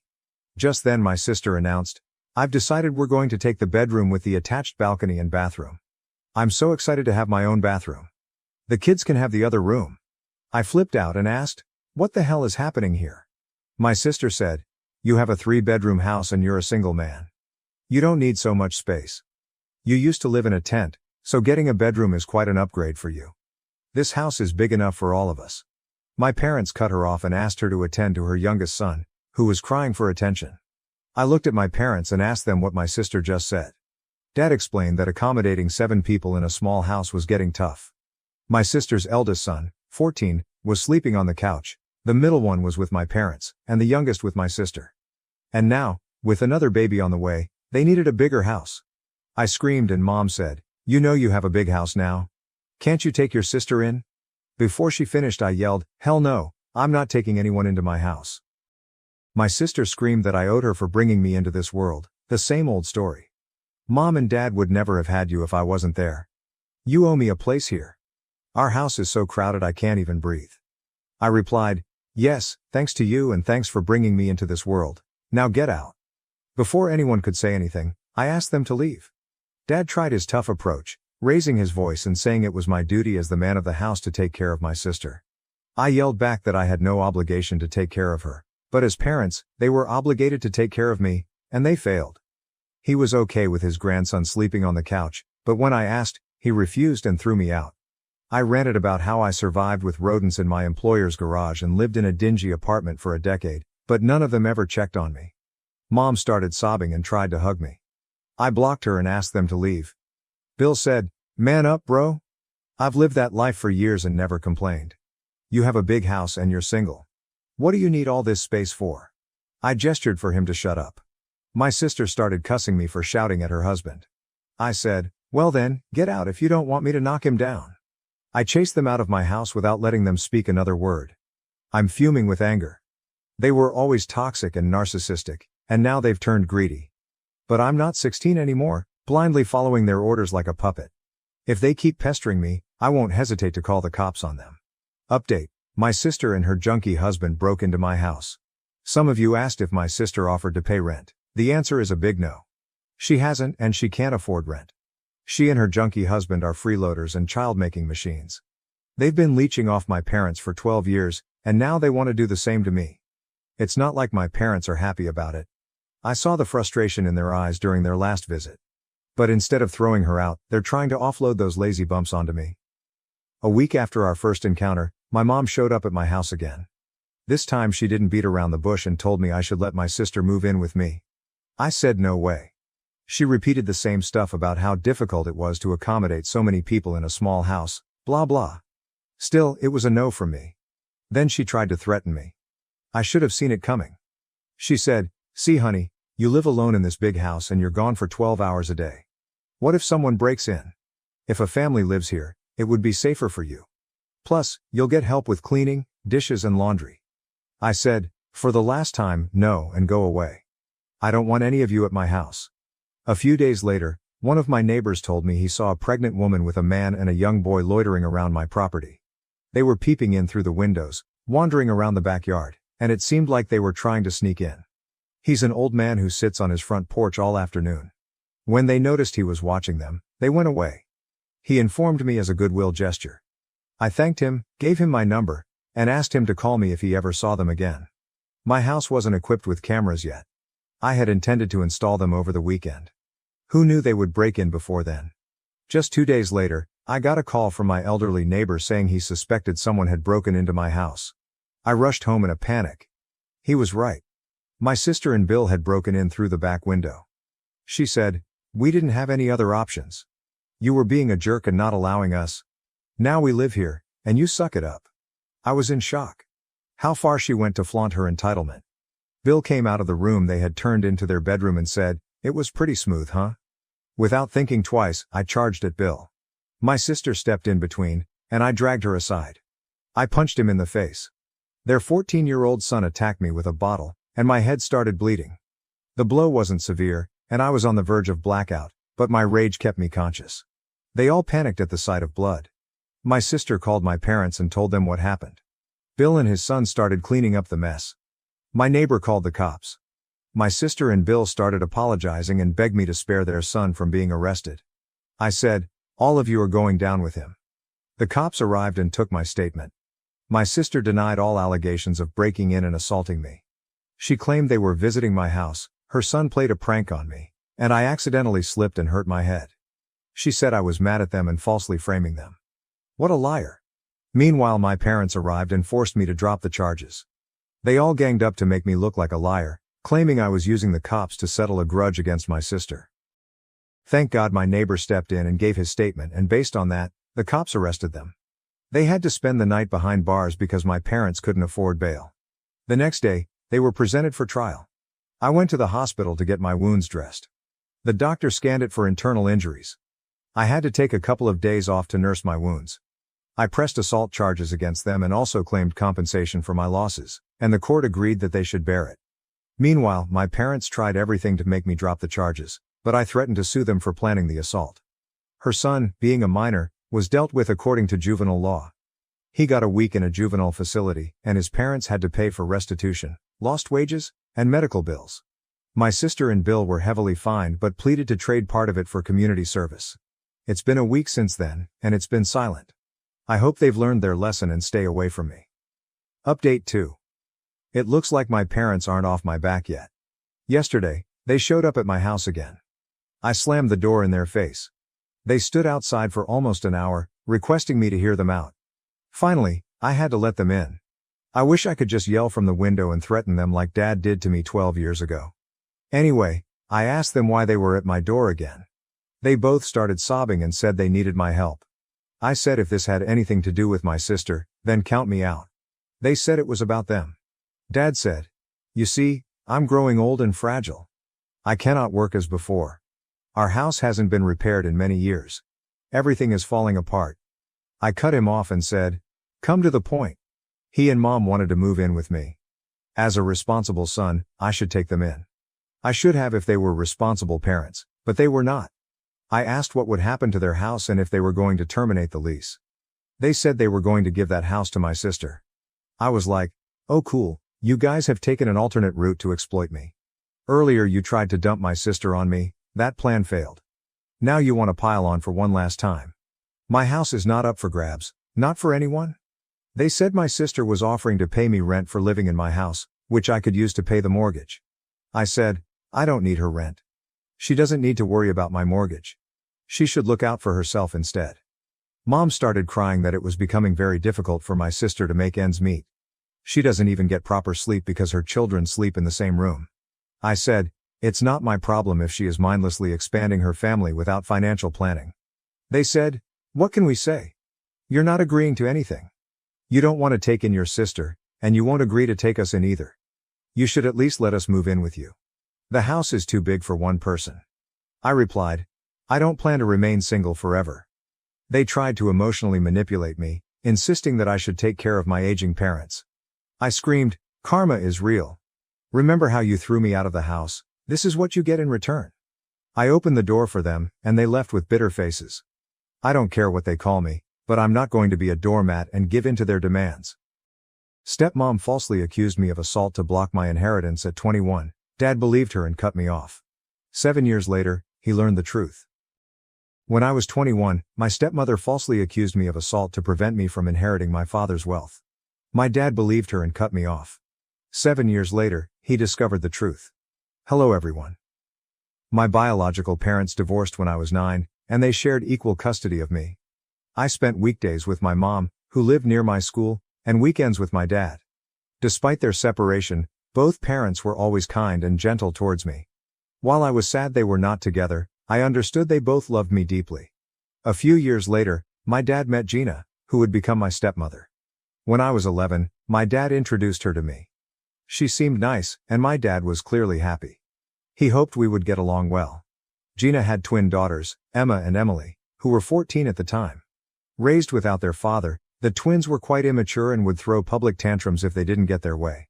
As an introvert, I quietly observed their behavior. After a year of dating, my dad and Gina decided to marry when I was 12. Even my mom attended the wedding. I was excited to have a new family member. Initially, I thought my stepmother and I got along well. However, a few months after their honeymoon, she told me one morning that she didn't really like me. She said we needed to pretend to get along for my dad's sake when he was around. She also told me to stay out of her way when he wasn't there because she couldn't stand the sight of me, as I reminded her of my mom. Hearing her harsh words broke my heart. I had genuinely liked her and hoped for a good relationship. The twins overheard her and later teased me, saying my dad didn't love me and preferred them. I remember crying and telling my mom about it. She immediately called my dad and gave him an earful. My dad assured her that my stepmom would never say such things and that I must have misunderstood her. The following weekend, when I visited my father, my stepmother appeared upset. She stayed silent in front of my dad, but as soon as he left, she angrily whispered to me, threatening that she would ensure I no longer had a dad in my life if I ever told my mom anything about her. She also warned that she would divorce my dad and take all his money, leaving him destitute if I didn't keep quiet. At just 12 years old, I was terrified for my dad, so I nodded in agreement.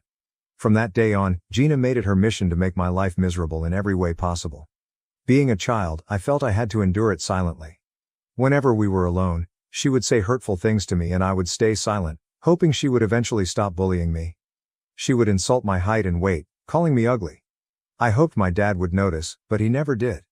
He believed Gina and I had a good relationship and would often force me to go shopping and eat out with her and the kids. She would use my dad's card to pay for our meals but wouldn't let me eat anything substantial at the restaurant. I was only allowed to have soup or dessert, no main course. I would sit there miserably, watching them finish their meals while crying quietly. I would return home hungry and she would force me to go to bed without eating. Many nights I cried myself to sleep, both hungry and exhausted from her cruelty. At that point, I was at my wit's end, scared, angry, and frustrated with both my stepmom and my dad. This is why I dreaded visiting my dad on weekends. Every Friday evening, I would try to avoid visiting by coming up with excuses like a stomach ache so I could stay with my mom. My parents started noticing, and my dad would call, expressing sadness at not seeing me. My mom would urge me to tell her if something was wrong, but I always kept quiet, still scared of Gina's threats. When I was 14, my dad decided to take the whole family, including me, on a trip to Greece. Initially, I didn't want to go, but my mother told me it was a good opportunity to travel and see the world, so I reluctantly agreed to join them. As usual, Gina pretended to be sweet and kind in front of my dad, asking about school as if she genuinely cared. I noticed she would subtly tease me in her sweet voice, making hurtful comments that wouldn't outright portray her as mean. For example, whenever I mentioned playing basketball, she would joke that I needed to be taller for that sport, even though I was quite tall for my age. She would then say I should focus more on studies if I ever wanted to be successful. The twins would smirk and call me names like meathead, even though I had better grades than them. My dad would notice but choose to ignore it. Whenever I expressed that her comments hurt me, my dad insisted she was just teasing and that I should lighten up. Gina would nod and tell my dad that I had no sense of humor and needed to learn to have fun. This continued throughout the vacation. One day, in a moment of anger when she and the twins were teasing me about my weight while I was trying to enjoy the pool, I decided to retaliate. I told the twins that their double chins were embarrassing, watching their faces fall. I then turned to Gina and told her she shouldn't wear a shrug over her bikini because her huge stomach was still visible, making her look like a penguin. Gina's face turned red with embarrassment, and she ran back to the hotel room. The twins started yelling at me, calling me sexist and saying how horrible it was for me to say such things about them. Later, my dad confronted me, clearly angry. He asked if I had really spoken to my stepmother and stepsisters like that, and when I admitted it, he lectured me about how he had raised me better and that I should never talk to a woman about her weight. I argued back that they were criticizing my weight, looks, and height, but my dad forced me to apologize to Gina, who had locked herself in the bathroom crying after what I said. Gina and the twins made a big show of accepting my apologies. When I got home, I told my mom everything. She spoke to my dad, who tried to blame me for the whole situation. My mother threatened to call CPS on him if Gina ever commented on my weight or looks again. This scared my dad, and after that, Gina never said anything to me. However, she and the twins would blatantly ignore me whenever my dad wasn't around, which I honestly didn't mind. When I was 16, my mom went away for a few days, so I stayed with my dad and Gina. Gina complained about having to cook for one more person, so on my last night, I decided to make dinner since my mom had taught me to cook from a young age to be independent. Gina wanted to invite some friends over when she heard I was cooking. I prepared the meal, set the table, and served dinner. Everyone loved the food and praised me. My dad decided to do the dishes, so I went to my room. From there, I heard Gina and her friends talking loudly outside my window. Her friends were saying how lucky she was to have a nice husband and a great house. When they mentioned how nice it was that I cooked for them, Gina went on a rant about how annoying I was and that she couldn't stand seeing my face. She told her friends she couldn't wait until I was 18 so she wouldn't have to see me every weekend. When one of her friends mentioned again how nice I seemed, Gina admitted she had hoped I would fail at cooking so she could blame me for something. This shocked me because I was trying to be polite to her, even though I knew she hated me. As time went on, Gina's dislike for me only grew. During college, when I visited my dad for a few days at his insistence, Gina would completely ignore me. She would schedule family activities with just dad and the twins or her and the twins, leaving me at home. If I woke up late during my vacation, she would yell at me, calling me lazy and inconsiderate, even though I always cleaned up after myself. I knew I was always respectful to her because my dad would be furious if I wasn't. Despite being polite and careful not to upset her, it felt like nothing I did was ever enough. She was also inconsiderate of my privacy. She would loudly enter my room while I was sleeping, waking me up or barging in without knocking, making me extremely uncomfortable. She would randomly search my room and look under my bed for reasons unknown to me. She refused to pick up dinner for me but did so for the family, never inviting me to join them. Despite this, I kept quiet, tried to stay out of the way, and spent time with dad whenever possible. Now, on to the main incident. When I turned 21, my dad invited me to visit him, saying he had some important news to share. It had been a while since I last visited, so I felt a bit apprehensive, but my mother encouraged me, saying it was good news. I agreed and booked my tickets. Upon arrival, my dad greeted me warmly at the airport, and we drove back to his place. I asked him about the news, but he said he would reveal everything during the family dinner. When we arrived, I noticed the twins were home too. It had been a while since I had seen Emma and Emily. They didn't acknowledge my presence, and I didn't acknowledge theirs either. That night, during dinner, my dad started by expressing how proud he was to have 3 wonderful children. He spoke about his gratitude for having such a loving family and wanted to share some exciting news. The atmosphere was positive, and I felt a sense of anticipation as he continued speaking. He looked at each of us with a smile, including Gina, who had been giving me icy glares all day. My dad went on to say that he had recently lost a friend to a heart attack, which made him realize how lucky he was to have us. He had spoken to a lawyer and made a will. Upon hearing the word will, Gina and the twins perked up with excitement. Dad said he had decided to leave the house to my stepmom, as she was his wife. Gina beamed with pride and kissed him on the cheek. My dad's house was a 5-bedroom place, and if Gina ever decided to sell it, she could make a fortune. Dad then announced he was leaving his entire retirement account and his car to me. This wasn't just any car, it was a vintage car he had spent a lot of time and money maintaining. The car held sentimental value for both of us, as he often shared stories of his youth and adventures associated with it. As I processed this information, I realized that leaving the car to me was his way of expressing his love. As my dad spoke about his pride in me inheriting the car, Gina's expression shifted from pride to discontent. She exchanged glances with the twins, who seemed equally displeased. It was clear that the idea of me inheriting a significant sum of money and the beloved vintage car stoked their resentment.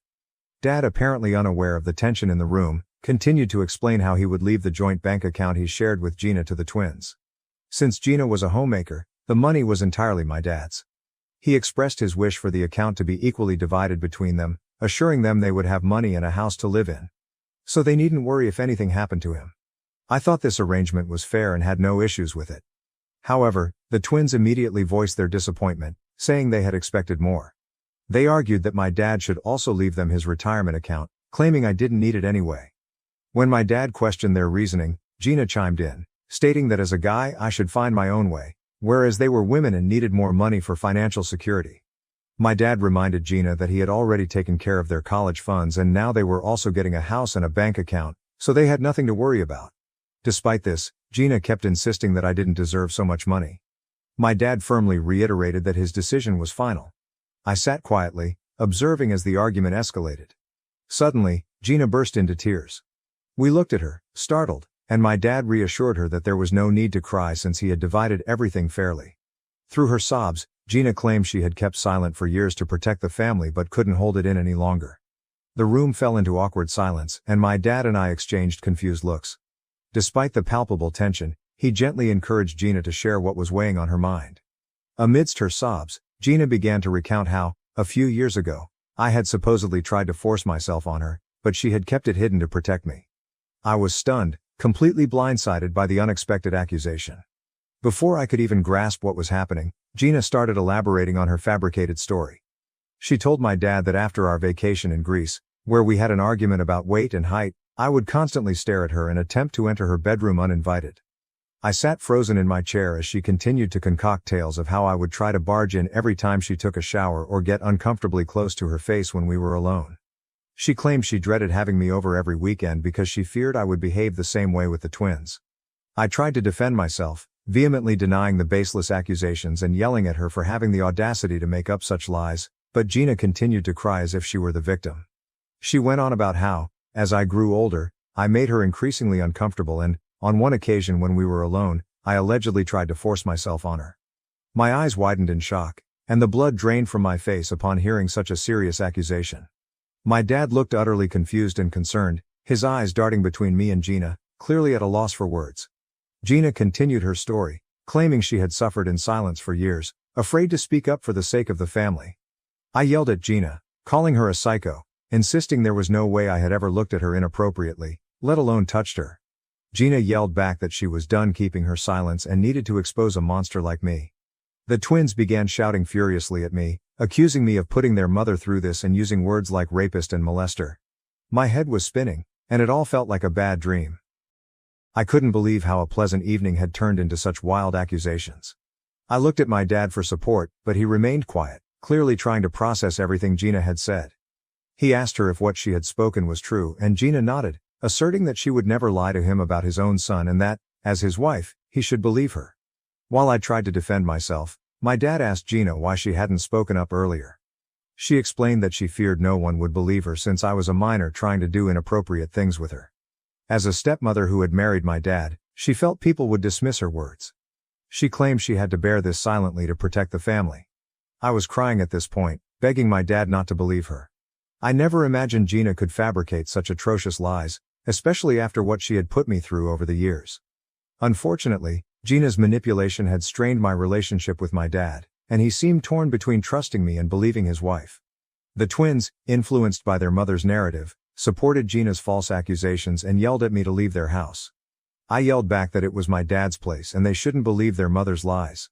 My dad, amidst the chaos, looked up at me and told me to leave the house until the matter was resolved. It felt like a punch to the gut. Being rejected by my own father, who chose to believe his second wife over me, left me hurt, confused, and betrayed. I packed my belongings and left the home I once thought was mine. I flew straight to my mother, who was shocked to see me at her doorstep. When I told her everything, she was furious and ready to confront my stepmom. But I asked her not to, knowing how unpredictable and dangerous Gina could be. If Gina could concoct such wild lies to get me kicked out of my dad's house because she was upset about the inheritance, she could do much more to ruin my life. I couldn't risk having her in my life any longer, which is why I decided to cut off my dad permanently. Since he chose to believe her, he didn't deserve to have me in his life. Later, My mom told me that my dad called her to express his shame in having a son like me and declared he wanted nothing to do with me. Despite her attempts to defend me, it was in vain. My dad's side of the family, convinced by Gina's story, also attacked my mom, accusing her of raising a pervert. I can't even begin to fathom the pain my mom felt hearing such words about her son. The damage was done, and Gina had won. I wish I could say my life improved after cutting her off, but it didn't. Gina and the twins continued bombarding me with vile text messages, threatening that I should stay away from my dad forever. It got so bad that I had to change my number to escape them. Even after that, things didn't get better.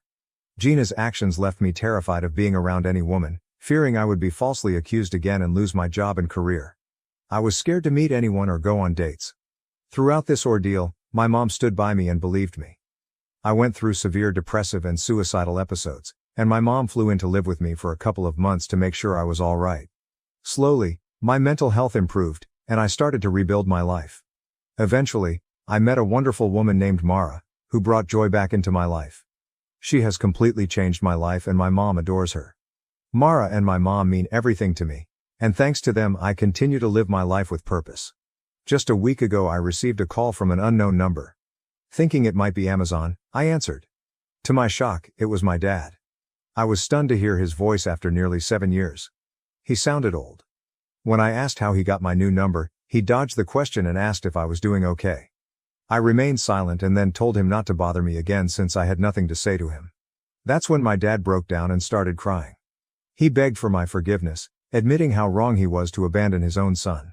My curiosity was piqued, so I waited for him to explain.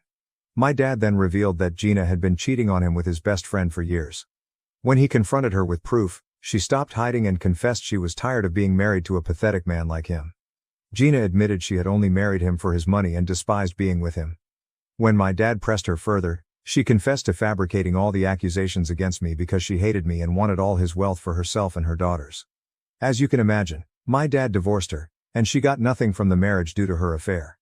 Despite her lawyers fighting for alimony, my dad said he had been waiting to divorce Gina so he could officially reach out to me and apologize for what he put me through.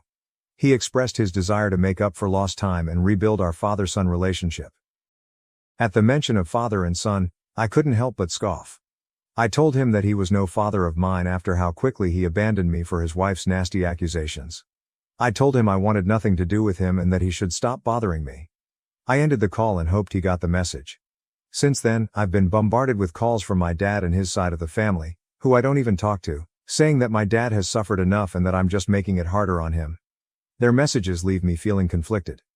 Am I the bad guy for refusing to talk to my dad after he cut me off due to Gina's false accusations? Update 1, my post was locked, but hopefully it's okay now. I've posted the link and tried my best with spacing. I'm on mobile. To everyone who offered support and advice, thank you so much. Your words helped me see things more clearly. I'm not just furious at my dad for believing my stepmother over me but also for all those years she harassed me while he did nothing to protect me. I was just a child and she blackmailed and manipulated me while I kept quiet. I think it's time I open up to my mom and let her know exactly what I went through because I know she'll understand. Update 2. Hi everyone, it's been a week since my last update. For those concerned about my mental health, I'm doing okay. Thank you for your kindness. I booked tickets for my mom to come visit me so I could tell her and Mara everything.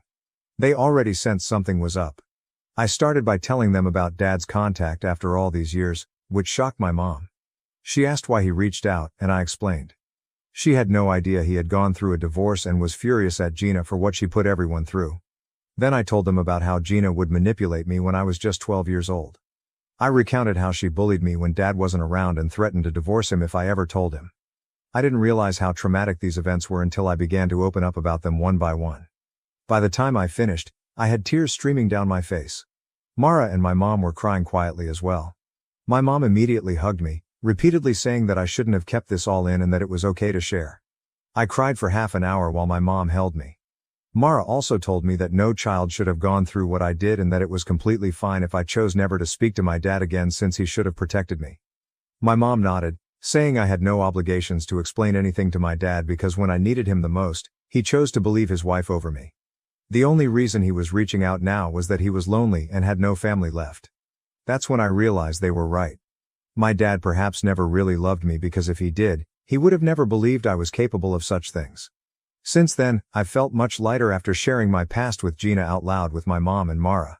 I've blocked my dad and will continue to block any other family member who tries to interject in my life. I owe no explanations to those who chose to abandon me. Update 3. Wow, it's been 6 months since I wrote this post, and I can't believe how much my life has changed since then. I want to start by sharing some happy news. I proposed to Mara, and she said yes. My mom is thrilled for us, and we're considering moving closer to her because the schools are better there. Since both of us can work from anywhere, it makes sense for our future family. Thanks to advice from people on Reddit, I've also started therapy. It's helping me feel better, step by step. I'm trying to focus on the positive aspects of my life, like Mara and my mom. They've always been there for me, and I'm deeply grateful for their support. The past has been tough, but I'm looking forward to a brighter future, free from all the lies and drama. Adoptive parents kicked me out at 17 for getting pregnant and refusing to keep my baby. 20 years later, their biological son reached out to me. When I was 17, my adoptive parents kicked me out and disowned me because I got pregnant and refused to give them my baby. 2 decades later, their biological son found me on Facebook and reached out. I was just 4 years old when I lost my parents in a tragic car accident. I don't remember much about the crash itself, just that one moment I was in the back seat and the next time I opened my eyes, I was in a hospital. Waking up to a world of nurses and doctors was terrifying for me as a child. I remember a CPS worker sitting beside me, explaining that my parents had died and I would need to stay with another family for a while. It was all so confusing and overwhelming. After that, I went through a series of foster homes, none of which ever felt like home. When I was 5, I was finally placed with Lorraine and James, who had been eager to have a child of their own. From the start, I felt their warmth and genuine care.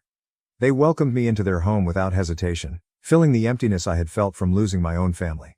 It seemed like, after all the tragedy, I had finally found a second family. However, as soon as I moved in, I noticed that James was very strict and disciplined, while Lorraine seemed to always follow his lead. I later learned that James's strictness was due to his background as an Army veteran who had been injured in action. His military experiences explained his obsession with meticulous planning and order. Understanding this didn't make it any easier when he would get angry over small things, like being a minute late for church. His strictness often left me feeling anxious and like I had to walk on eggshells around him. Lorraine, on the other hand, was more laid back but also drank a lot when James wasn't around. I watched her finish entire bottles of wine by herself, and she always seemed lost in her thoughts. She rarely asked about my school or homework, and aside from drinking, her main activities were cooking and cleaning because James was very particular about that. At first, things were smooth and I didn't witness many conflicts between them, but as I grew older, I began to see James's true nature. He was abusive. For James, my academic performance was everything. He constantly pressured me to improve, and if anyone outperformed me, he would get enraged. Even the slightest dip in my grades would result in him hitting me and calling me stupid. He frequently threatened to send me back to the orphanage if my marks didn't meet his expectations. As a child, I didn't realize this threat was empty, and it terrified me each time he mentioned it. I worked tirelessly to avoid being sent back. I also observed Lorraine and James having arguments, which would end with James dragging her into their bedroom. She would emerge with bruises on her hands and face. At first, I didn't understand what was happening, but it soon became clear that he was physically abusing her. To keep me from witnessing his violence, he would isolate Lorraine. I couldn't understand why Lorraine never called the police. After their fights, she would just sit and cry for hours, while James would drink beer and watch TV. Realizing James's abusive nature made me fear being alone with him or doing anything that might upset him. But as anyone who has lived in an abusive environment knows, abusers will find any excuse to lash out. No matter how careful I was or how hard I tried to avoid provoking him, he always found a reason to be angry. Initially, it was all about my grades, but as I grew older, his focus shifted. It wasn't just about academics anymore. He criticized everything.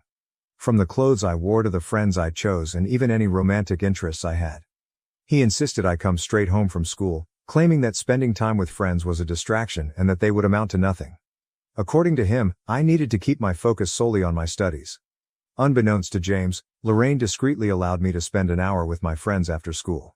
Knowing that James wouldn't return until later in the evening, she saw it as a small chance for me to enjoy some normalcy and social interaction beyond the tense atmosphere at home. These brief moments away from the constant pressure and scrutiny were precious to me, and I valued the time spent with my friends, even if it was short-lived. Lorraine's quiet act of kindness meant a great deal to me. However, Things took a turn for the worse when James lost his job. The job loss seemed to heighten his frustration and anger, worsening the already abusive environment at home.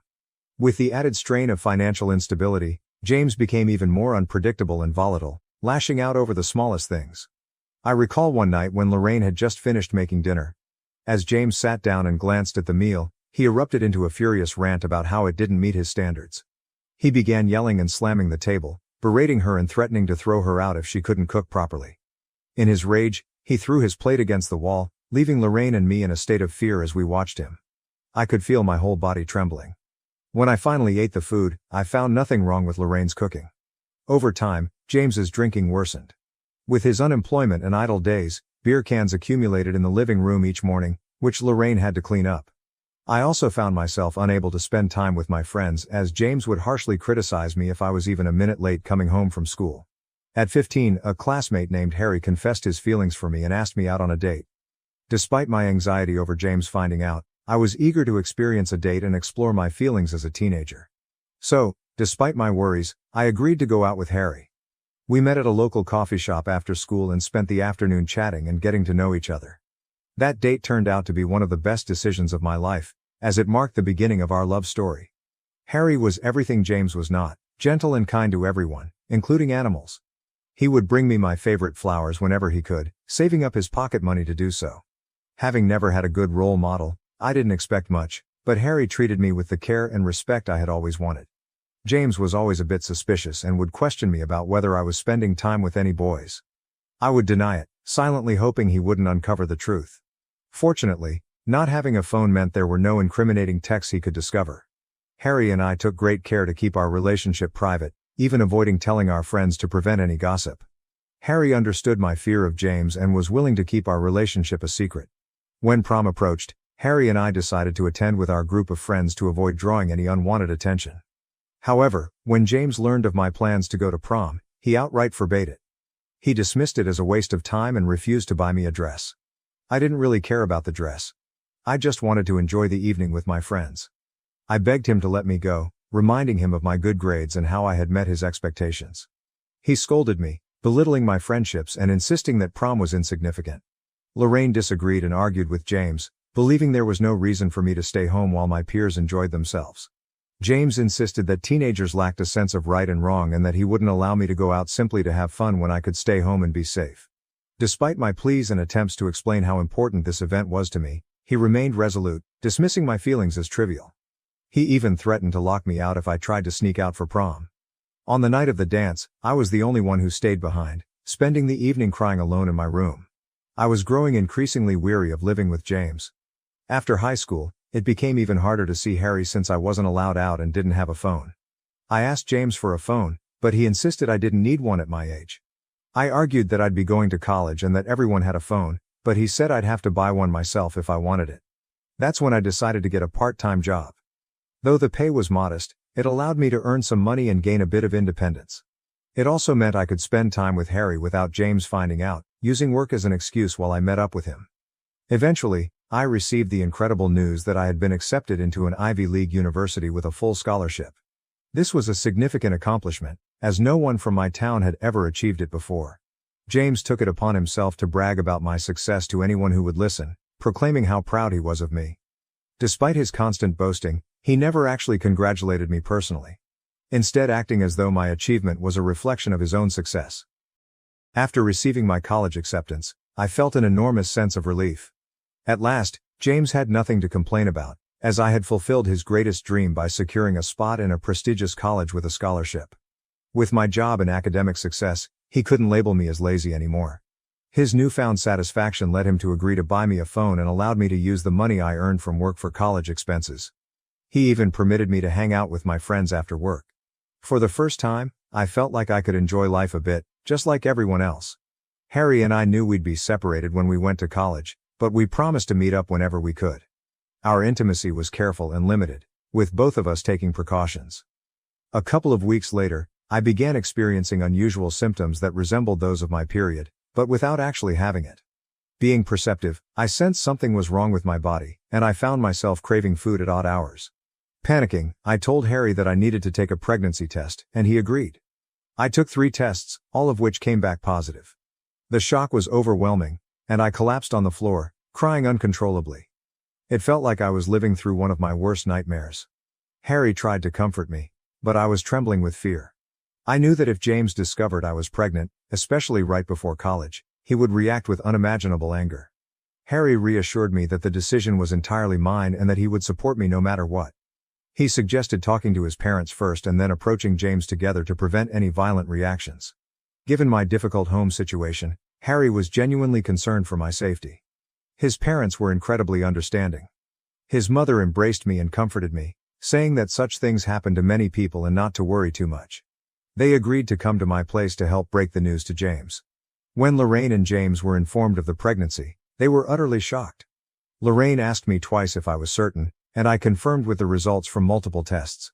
James, however, erupted in anger, accusing me of being a product of his reluctance to adopt children from strangers, citing their unpredictable nature. He hurled a barrage of insults at me, claiming I had ruined my life. Harry's parents tried to calm James down, but he directed his fury at them, blaming them for the situation and appearing ready to physically confront Harry, who sat quietly in the corner. Overcome with emotion, I started crying and told James that I wasn't planning to keep the baby, so he had nothing to worry about. I assured him that everything could return to normal, and I would still go to college as planned. At that point, Lorraine asked to speak with James privately. They left the room while I sat there, crying and anxiously fidgeting. Harry's parents looked at me with sympathy. When Lorraine and James returned, Lorraine's words struck me like a tidal wave. She proposed that we didn't necessarily have to give up the baby, suggesting that I could carry the pregnancy to term and then transfer my parental rights to them. I sat there in stunned silence as Lorraine stressed that the child was a gift from God and urged us not to consider other options. James supported Lorraine's view, suggesting that this arrangement would be ideal, especially since Lorraine was already pregnant herself. His words left me completely bewildered, and I struggled to grasp what he was proposing. James revealed that Lorraine had only recently discovered her pregnancy and had kept it private while processing the news. With my own pregnancy, they now saw an opportunity to raise both children together as siblings. The shock of their suggestion left me speechless, grappling with the gravity of their proposal and the unexpected turn of events. Harry's parents were equally stunned and quickly expressed their disapproval. However, James interrupted, asserting that the decision was not theirs to make and looked at me expectantly, waiting for my response. Overwhelmed with anxiety, I knew deep down that I couldn't agree to Lorraine and James's proposal. The idea of giving up my child to be raised in an environment reminiscent of my own troubled upbringing was unbearable. Although Lorraine had shown herself to be a caring mother in many ways, I couldn't ignore the fact that she couldn't shield herself from James's behavior, let alone ensure my child's safety. The thought of subjecting my unborn child to the same uncertainty and potential danger was unacceptable. While I cherished the thought of becoming a mother one day, I knew the timing and circumstances were far from ideal. I couldn't bring a child into the world under these conditions, knowing I couldn't guarantee their safety and well-being. I firmly told James that, although I was glad to be gaining a sibling soon, I couldn't proceed with the pregnancy. I was neither mentally nor physically strong enough to handle it. The idea of watching my child grow up with Lorraine and James, while pretending they were just a sibling, was inconceivable. Living a lie and denying my child the truth about their parentage was something I simply couldn't endure.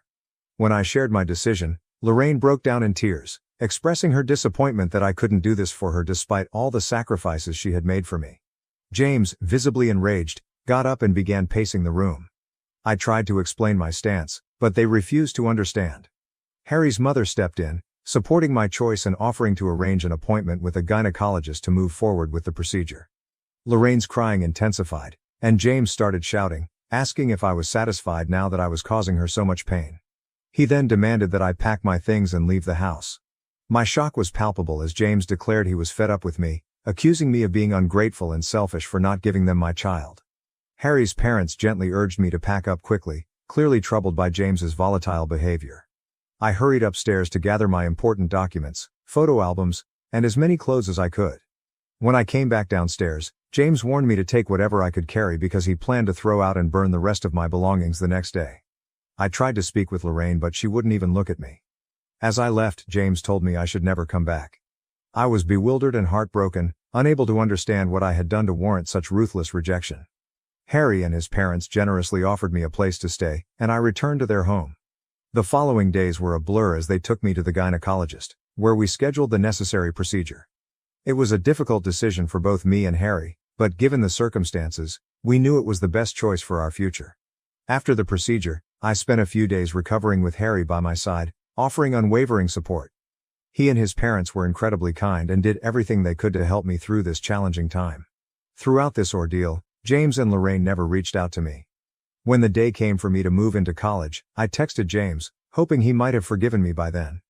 Instead, he responded with harsh words, calling me a failure and a disappointment and accusing me of turning into a prostitute. He said he didn't want his biological child to end up like me. His cruel message cut me deeply, and I cried for hours.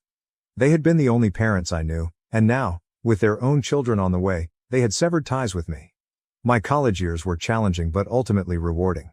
I juggled a part-time job with my studies, working hard to maintain my grades. It was tough, but I was determined to succeed. Fortunately, Harry kept his promise and supported me throughout. He would visit me at college whenever he could, and his constant encouragement helped me through the rough patches. During holidays, his parents often invited me to spend time with them, and they began to feel like family to me. I graduated with honors, achieving the distinction of KL, and Harry and his parents were there to celebrate my graduation. I secured a good job in my field, and it was a proud moment knowing all my hard work had paid off. Harry and I eventually moved in together, and our relationship grew stronger with time. We supported each other through life's ups and downs, and after several years, we decided to get married. Our wedding was a beautiful celebration of our love and commitment, surrounded by our closest friends and family. I didn't even consider inviting James and Lorraine to the wedding. As a married couple, Harry and I have continued to build our life together. Recently, we took a significant step by buying a new house and renting out our old one. Our new home has become a cozy haven where we create new memories and plan for the future. We bought the new place to be closer to Harry's aging parents, who have become like family to me as well. I want to be there for them in any way I can. It's been almost 20 years since James and Lorraine kicked me out, and I barely remember them now. Over the years, I haven't dwelled on them much, though I do recall spending my first year of college grieving their absence. By my second year, I resolved to forge a new life for myself, free from their rejection. It was painful. And building this life on my own took immense strength. They've never reached out to me, and I haven't felt the need to check in on them either. Throughout these years, Harry has been my steadfast companion and partner in every sense. Although we never had children, our two beloved dogs have brought us immense joy. We visit Harry's parents every other weekend and frequently enjoy trips and discovering new restaurants together. Looking back, I feel that my life has turned out well, and I wish I could embrace my 17-year-old self and reassure her about her future. Recently, I received a friend request on Facebook from someone named Matt with a surname that seemed familiar. When I checked his profile, I was taken aback by how much he resembled James. I accepted his request and he sent me a greeting. I replied, and he soon asked if I knew anyone named James and Lorraine. My heart raced as I realized he was their son. Nervous yet determined to be honest, I confirmed that I knew them since they had adopted me when I was 5. Matt expressed a strong desire to talk if I was comfortable, so I agreed and gave him my number. When he called, the conversation started off awkwardly, but Matt soon shared that he had always known about a child his parents had before him because he had seen my pictures in the family photo album. Whenever he asked about it, his parents would dodge the question. He had been searching for me for a long time, having learned my name from our hometown, and he had recently stumbled upon my profile by chance. His sole reason for reaching out was to uncover the truth. As I recounted the painful events of my past, including how his parents had asked me to give up my child and then expelled me when I refused, I could feel the weight of the emotions. I described their absence from my life over the years and how I had managed to cope thanks to the support of my husband's parents. The conversation was emotionally charged, and I revealed long-buried feelings. Matt's voice conveyed shock and disbelief as he absorbed my account. After a period of silence, he told me he had no idea his parents had treated me so cruelly. He had always believed their story that I had left on my own accord. He thanked me sincerely for my honesty and apologized on behalf of his parents, expressing regret for the pain they had caused me. Since our conversation, I've felt grateful for Matt's effort to reach out and his understanding, which has brought me some comfort and validation. However, I worry about how James and Lorraine will react when they learn that I've shared the truth with Matt. Did I make the right choice in revealing everything, or would it have been better to keep silent? Update 1. I wanted to share that my initial concerns were valid. Within just 24 hours of Matt reaching out to me, Lorraine and James began bombarding me with calls and texts. Since I've kept the same number all these years, it was relatively easy for them to find me. Their messages have been filled with anger and accusations, mostly centered around why I disclosed family secrets to Matt. James's message, in particular, was harsh, insisting I should have kept quiet as I had for years and not interfered between him and his son. Overwhelmed and unsure of how to handle the situation, I've been dodging their calls and messages, uncertain of the best way to address this unexpected confrontation. Update 2. I informed Harry about the situation. He was unaware of Matt's outreach and, upon learning that I had shared our past, he felt I shouldn't have done so. His concern wasn't about the truth being wrong but rather that James was clearly unstable and that this revelation would only stir up unnecessary drama in our lives. I also spoke with Matt, who told me he confronted James and Lorraine after our discussion. They attempted to deny everything, labeling me as a liar and accusing me of using them until I could escape to college. Despite their claims, Matt didn't believe them and told them to stay away from his family. He also informed them he would be cutting them off financially. Matt revealed that he and his wife had recently adopted twins, but James and Lorraine had refused to visit them, which had made Matt question their behavior. After learning about my past, Matt understood why they might have been unhappy with his adoption. He assured me he would ask them to leave us alone and extended an invitation for me to visit his twins whenever I could. He expressed a desire to get to know me better, given our sibling connection. I'm touched by his kindness and might take him up on his offer to visit his family with Harry. Update 3. It's been 7 months since my last update, and for those asking, here's what's new. I decided to block James and Lorraine from all communication channels, which has stopped their threatening messages. Matt intervened and spoke to them, so they had no choice but to back off. Harry and I have visited Matt and his wife at least 4 times over the past few months. Each visit has been warm and welcoming, and we've spent hours reconnecting, sharing stories, and bonding over our childhoods. I've also had the joy of spending time with Matt's twins, who are delightful. I'm deeply grateful that Matt reached out and the connection with him and his family has been a source of healing and joy for me. Am I the asshole for not allowing my mother to bring her boyfriend I don't know or want to know to my wedding? I, 33, am not close with my mother, 55F, at all. She divorced my dad, 60, when I was 7 and almost immediately married my stepfather, Mark, whom despite everything, I was close with. They remained married until I was 16. I was upset when she divorced him and went to live with my dad and stepmom. In my adult life, I've chosen to remain close to my stepdad and even attended his wedding to his current wife, who is a very nice woman.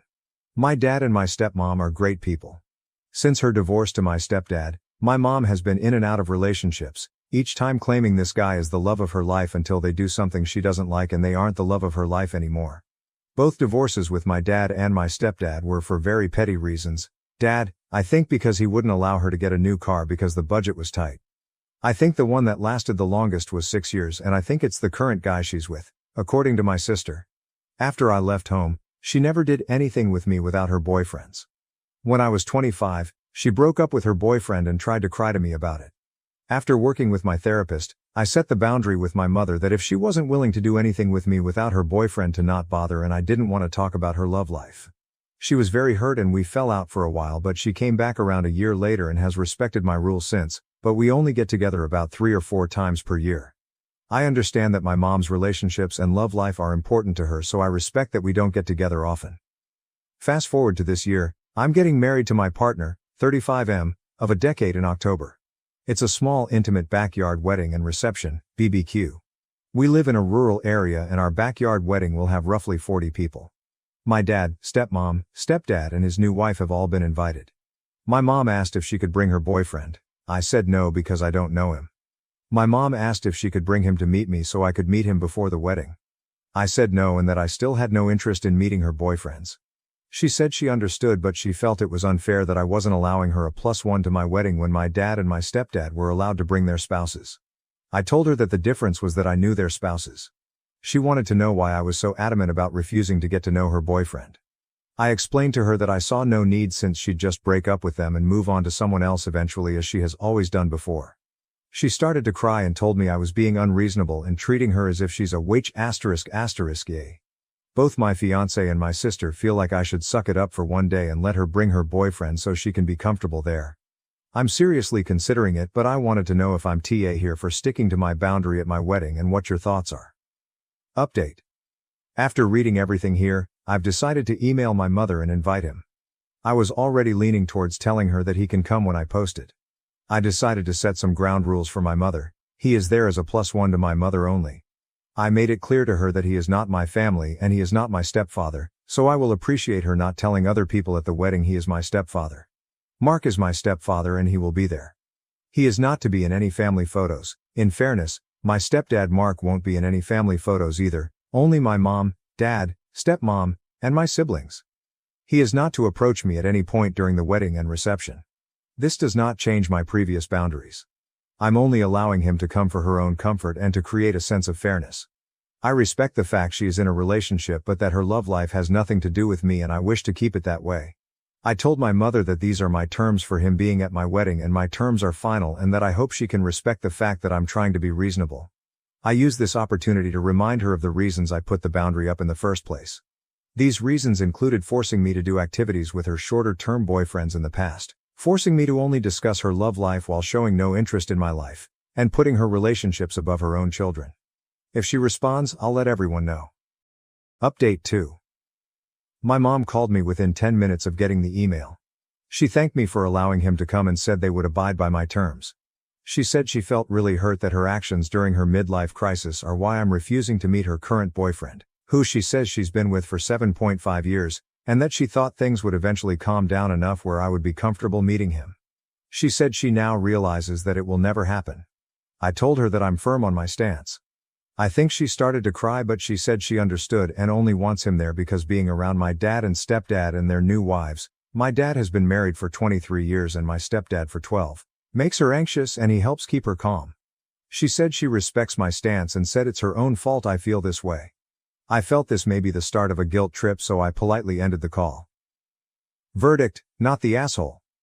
Additional comments to the post from OP, update. I will update here since Mods told me I was maxed on my post. I want to thank everyone here for commenting and giving their opinions. Without context, I think it's a little hard to understand why I'm the way I am towards my mother. This past has given me a chance to reflect on my own behavior towards my mother. The truth of it is, I find dealing with her to be exhausting and I want to explain to everyone why. My mom is a gold digger. And that isn't my dad or stepdad talking shit about my mom. They're classy guys and would never do that. This is my own conclusion. My mom said regarding both divorces, I'd still be married if dad or stepdad just gave me what I wanted. She's also tried to start fights with my stepmom because she realizes my brother and I prefer her over our actual mom. It's true, I'm closer with my stepmom. I go to her for all the mom things because she listens and cares.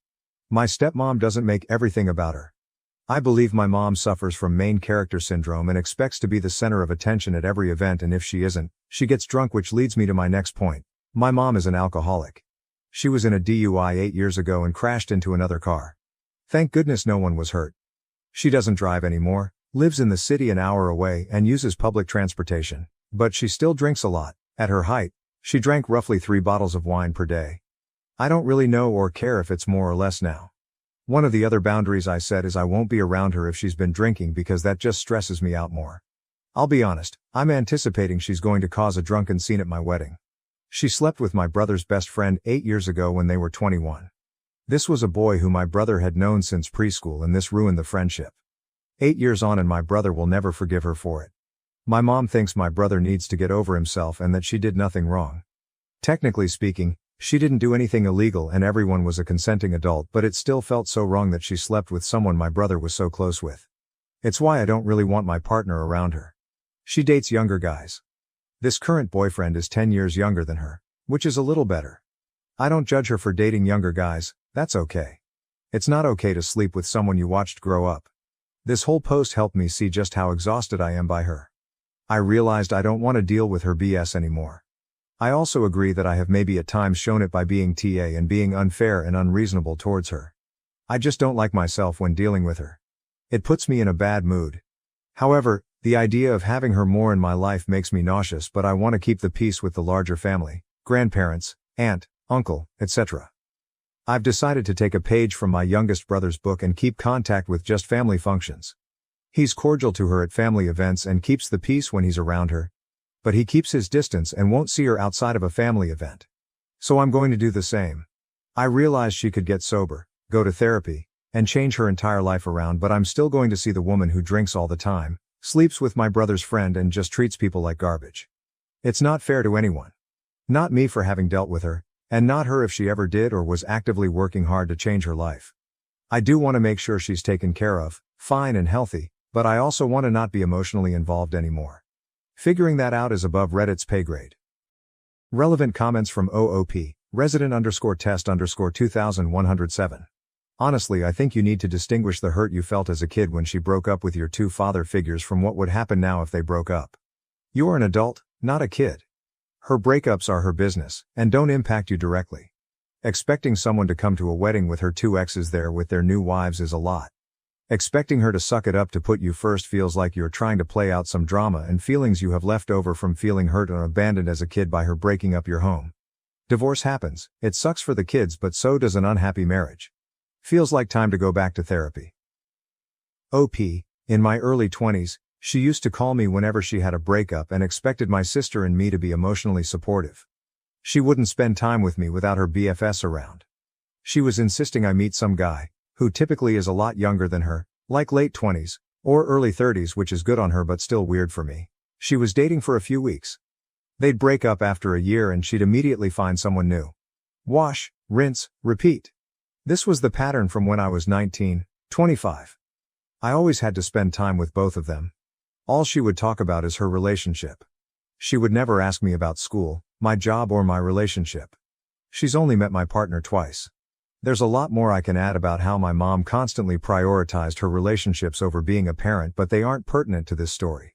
She got with a really toxic guy when I was 24 who stole a bunch of money from her. We all warned her he was a scumbag, but she didn't listen. After that, I told her I wanted nothing to do with her boyfriends going forward. She got really mad, saying I was disrespectful and that any child should want to see her mother happy, but I just got tired of dealing with her relationship drama and I don't ever want to deal with it again. I'm sure the guy she's with is nice since he's been around this long, but I'm just done. I don't want to be around my mother, but I want to be around family. August 28, 2023. I've decided to estrange myself from my mother. We haven't gotten along since I was 16 and the last several years have been really bad. We only get together about 2-4 times per year and it always ends with us fighting. I'm tired of it. I'll be honest. I've considered cutting contact with her, but the one thing that's preventing me from fully severing ties is her parents, my grandparents. I love them very much and they are still hurting from my brother choosing to sever ties with her and keeping in low contact with that side of the family. My brother had valid reasons for doing this to her and he will get together with my grandparents if my mother isn't there, but it's hard because they want to see him at the holidays and during special moments. I'm getting married in Oct and this will be the first event where my mom and brother are in the same area. I've told both of them to stay away from each other, but I'm anticipating there will be drama because my mom doesn't like to hear she can't do something. I want to make it so we can see each other and be cordial at family events but not hang out otherwise. My youngest brother does something similar.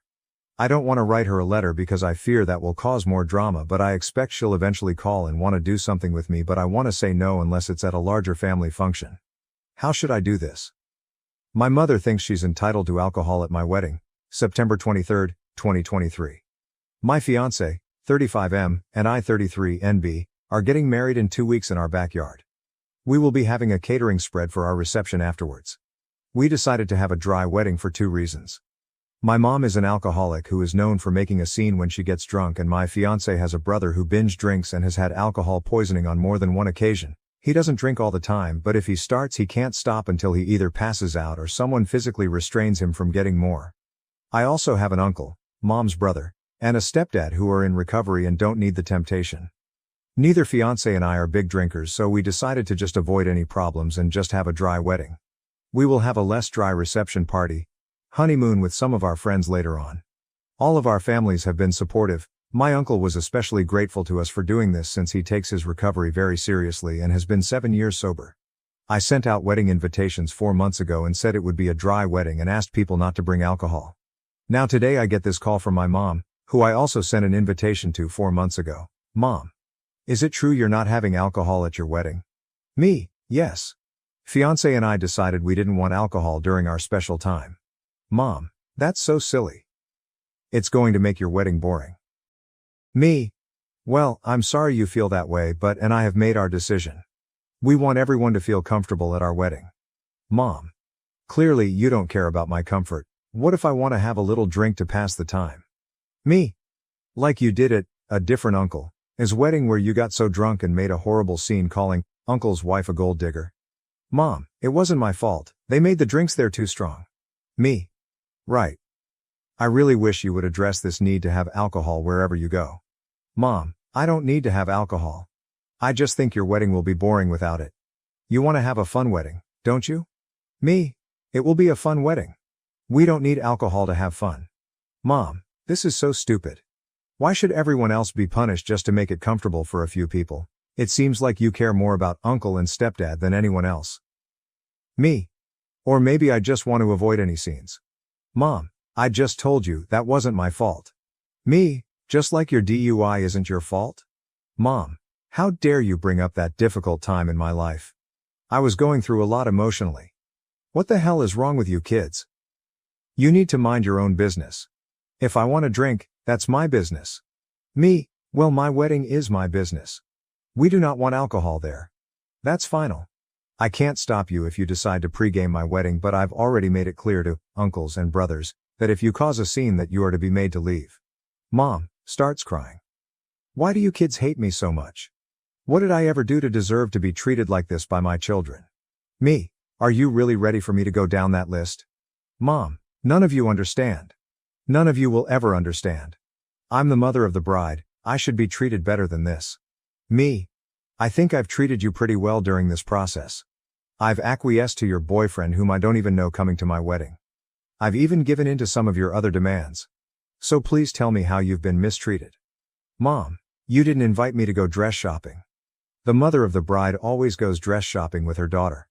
I barely know because you never bring him around me. How do I know that you're marrying the right person? Me, that's because Aunt made my dress. Mom, sarcastically. Well, isn't that just special? Me, sighing. As for the rest, I think you know why. We aren't really close enough for you to have any say in who my significant other is. Honestly, Mom, I'm done with this conversation. If you really feel that strongly about this, I'll understand if you don't want to attend my wedding. Mom. Oh, I bet you'd like that, wouldn't you? One way or another you will respect me as your mother. Me. Sure, Mom. I'm hanging up now. Bye. Guys, I'm so livid right now. I have half a mind to uninvite her. I spoke to my dad and her brother.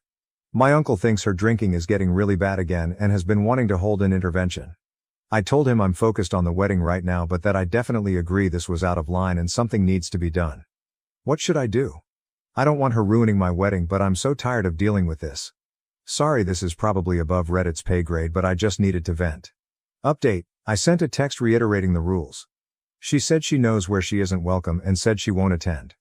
My dad told me not to worry about this anymore and that he'll see to it that she doesn't ruin my wedding. Update 2. I sent this text to my mom. Mother, at this point I'm going to officially uninvite you from my wedding.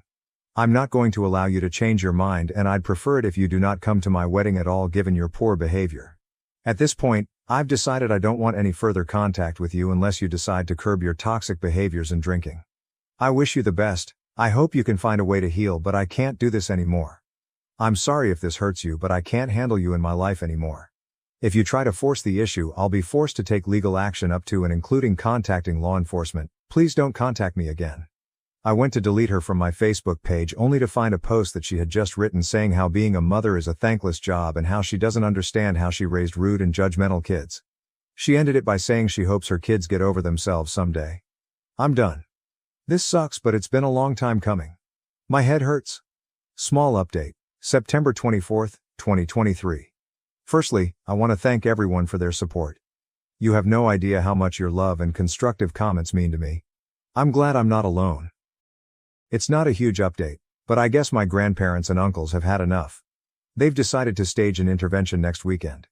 If she refuses to get help, she will no longer be welcomed at family events and she will no longer be part of the family. They told me not to worry about it.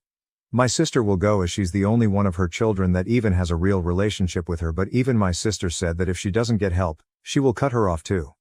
I'm hoping and praying this works, but given that she spent 1 year in rehab and the second she was off probation chose to drink again doesn't give me a lot of hope. My dad told me he's hiring the local biker gang to act as security. We live in a small town and the nearest big city is about an hour away, so it would be really expensive to have a security company come out. I don't have a problem with that. This is the type of gang that helps out abused kids and animals, and they do a lot of good where I live. The worst I've heard about them is they doled out some rural justice to a guy that was beating up the sister of one of the members and ran him out of town. When my mom got her DUI, she ran into someone's house and car. When she tried to back out, no one was hurt, thank goodness. And I guess it was the house of a relation of someone in the gang, so they agreed to help, and my dad is paying them to be security just in case. They know my family, one of my dad's cousins is a member, and they know my mom. I think she dated a guy in the gang at one point, and what to look out for. It may be moot if she ends up in rehab. I'm not stressing about her anymore. I have 13 days until my wedding. I'm going to focus on the final touches and just enjoy myself. My biological mom made her choices. Now that I've stood up for myself, I feel nothing but relief. My stepmom will be there, and I see her more as my real mom, so it's all fine. I've been through a lot of therapy already, so I've had to make peace with how my actual mother is. I'm officially estranged from my mother, September 24th, 2023, same day. Well, it happened yesterday. I got into a fight with my mother and officially estranged myself from her. It sucks, and I had a gnarly headache when I was done. Her drinking and behavior just proved too much, and I had to univite her from my wedding. I feel sad it came to this, but the most powerful feeling I have is relief. Update.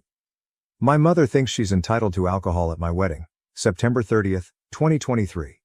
I didn't think I'd be back so soon, but it's my mom's world and we all just live in it. My mother got 911 called on her for domestic violence on Tuesday. She apparently started throwing wine bottles at her boyfriend, who locked himself in the bathroom and called the cops while she destroyed their place in one of her temper tantrums. She wasn't making any sense when the cops got there, so they restrained her and took her to a hospital. She's been stuck in the psychiatric ward ever since. My sister was listed as a contact for her, and she got the call about mom on Wednesday. The doctors at the hospital spoke to my sister, and they think she may be showing signs of alcohol-related dementia and some sort of psychotic disorder like bipolar disorder. They currently have her in alcohol detox, and from what my sister was told, it's pretty bad.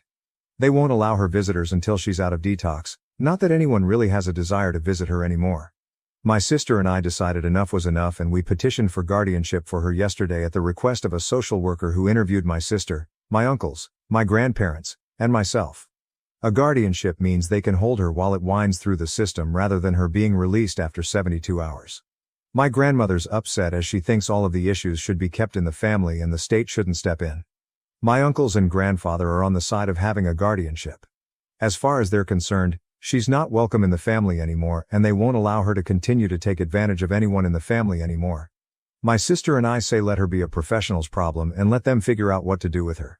My brothers don't care and have effectively washed their hands of her years ago, so their stance is whatever keeps her as far away as humanly possible. We can't deal with her anymore, and why should we? With the guardianship petition, I'm working on washing my hands of this situation entirely. I'm sure I'll be interviewed about why a guardianship is necessary, but other than that, I don't plan to have any further contact with my mom unless she apologizes and makes amends for her behavior, if that's something she's even capable of anymore. I just don't see that happening, and any compassion or understanding I had for her in the past is gone. Whatever state her life is in, she brought it on herself. I just want to move on with my life without her in it and be done with her for good.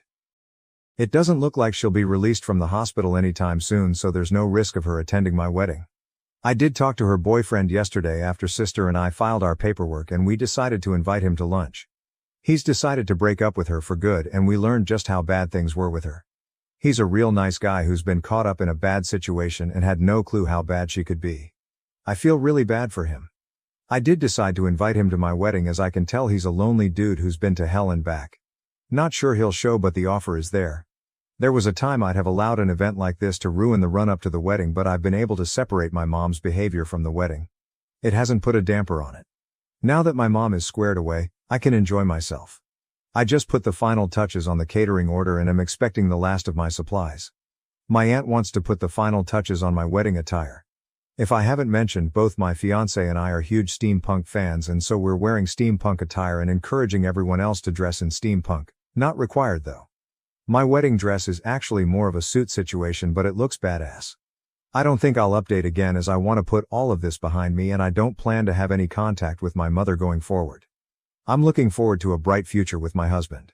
My mom can stay in the past, and as cold and heartless as it sounds, I'm glad she's not going to be my family's problem anymore. Post-wedding update, October 9th, 2023. I just signed into this account again with a lot of people begging for updates. I don't have a lot. I guess my entire story is now in the best of Reddit. Thanks, I guess. I never knew dealing with my alcoholic mother was worthy of a best post. I just wanted to rant and sanity check myself. Only news on my mother is that she's out of detox and currently in a catatonic state, refusing to speak, eat or drink water. They may install a feeding tube if she doesn't let up. I think she's trying to be dramatic and get attention, so do my uncles. I could be wrong, but honestly I don't care anymore. We're not sure she has dementia, but she definitely has something going on, but doing any kind of evaluation while she acts like this is difficult. She also has liver disease, needs dialysis and possibly even a transplant, if she qualifies. The doctors made it very clear that if she doesn't quit drinking, she will die within the next 5 years, and it may even still be too late. I think I'd feel more sad, but I've had to realize that I lost my mother long ago. I did invite my mom's boyfriend, but he chose not to come. He's decided to get help for his own alcohol issues, according to my sister. I wish him the best. As for the wedding, I'm now happily married, and on Wednesday I took a pregnancy test that came back positive. We're super excited but haven't told anyone in our family yet. The wedding was fantastic and the day went off without a hitch. We had a blast and are heading out on our honeymoon on Wednesday to Costa Rica. My brothers and stepbrothers very sweetly hazed my husband during the at-home bachelor party and made it clear they're excited to have another brother. My stepmom did all of the mom stuff during the wedding. That was already planned before all of this. No one snuck in alcohol, there weren't any scenes. The worst that happened was my sister crying due to all of the stress she's been under. I do have some sympathy, but most of it is self-inflicted though, because she enables. But all in all, it was a great day and I was surrounded by those I love most. I know a lot of people asked for pics on my wedding suit. I will see if there's some way I can crop identifying stuff from it and post it here once I get my wedding pictures back. Otherwise, I'll figure out a way to post the outfits themselves. That's all I have. I'll try to update after my honeymoon. Now it seems like a baby is coming, so no promises. Am I the asshole for refusing to share my only gluten-free plate with a pregnant friend despite her cravings and emotional pleas at breakfast? I recently found out I have a gluten allergy, which explains all of the stomach pains and aches I've had when trying to eat anything my whole life. Since finding out about the allergy, I've been making sure to avoid foods that contain even trace amounts of gluten, because even a small amount causes indigestion and in some cases vomiting. I was invited out to breakfast with some of my friends and I let them know of the allergy so we could pick somewhere that actually had food I could eat. The place we settled on is a really high-end breakfast restaurant that has a whole separate kitchen, or at least a section of the kitchen, for preparing their food without gluten. Which was a lifesaver, since had that not been the case, I would have needed to skip the restaurant entirely. Included in my friends was a couple who recently got pregnant. We can call them Emma and Via. Via is the one who is pregnant, and said she wouldn't be having much since she wasn't feeling very well due to the morning sickness. Everyone understood and offered to let her just have a few bites off their plates so she could still have something nice even if it was just a little. I didn't agree to this though, since if they were going to be sharing with each other, I couldn't take part. I explained to myself not feeling okay sharing since I'd just be giving food without getting any, and all my friends seemed to completely understand, as well as agree that was very fair. When the food came out, everyone was sharing and having a good time. Via asked if she could have a bite of my food, and I politely declined sharing since I couldn't grab a different bite from anyone else. Via told me her pregnancy cravings were kicking in, and all she was asking for was a couple bites, so I should have just given that to her. I told her again, I'd already explained I didn't want to share since my food was all I had. Emma told me I could just give her half, and order more food if I wasn't satisfied with the amount left, and I again told them no. The gluten-free options were quite a bit more expensive than what they were eating, and paying for 2 plates just so Via could have half my food didn't seem fair. Via then told me just because I was on a diet didn't mean I could be selfish, and everyone else had no issues sharing. Thankfully the rest of the people sitting there did help me stand up for myself, and told Via I'd already explained I wouldn't be sharing since no one could share back. While I'd ordered an egg scramble and some gluten-free pancakes, everyone else had normal pancakes, French toast, avocado toast and other things I just couldn't eat. Via wasn't satisfied with their and my justification for why she couldn't have any of my food. She went on and on about how I'd turned the whole table against her, and shamed her for being pregnant and hungry. I told her if she'd gotten her appetite back, she could always order herself a plate so she didn't need to rely on anyone sharing their food. Via went off at this, and told me about all the things she's needed to pay for in preparation of her and Emma's baby. She told me I was being selfish and heartless because I didn't want to give her half my plate when I could afford to do so. This is where I may be the a-hole because I told Via she chose to get pregnant, and she chose to go through all of the issues that come with it. I didn't choose to have a glucose allergy, and I didn't want to go hungry because she wanted to eat off everyone else for free. Via started ugly crying, and everyone tried to calm her down, but she and Emma ended up just leaving without paying their portion of the bill. No one blamed me since I was right, but Emma sent me a message telling me I could have just said no and left it at that. Instead of embarrassing Via in front of all her friends. I'm starting to feel very guilty. I didn't want either of them to leave, I just wanted her to stop trying to leverage her pregnancy against me as a way to get the only food I could eat. AITA. ETA. Trying to answer some of the most answered questions. Yes. Emma did get a plate. She claimed it was too sweet for Via and she should grab a less sweet bite of everyone else's plate. The reason it went from one bite to half my food, which was one pancake of my two, was because she assumed my food was less sweet due to being gluten-free.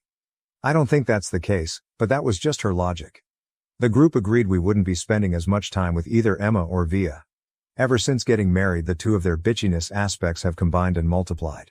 We also did send them a Venmo request for their part of the bill. They've been told they can either pay the bill, or they can never come out to eat with us again. My sister is severely autistic, requiring constant attention and unable to care for herself. I have been hating her for a long time. Am I the asshole?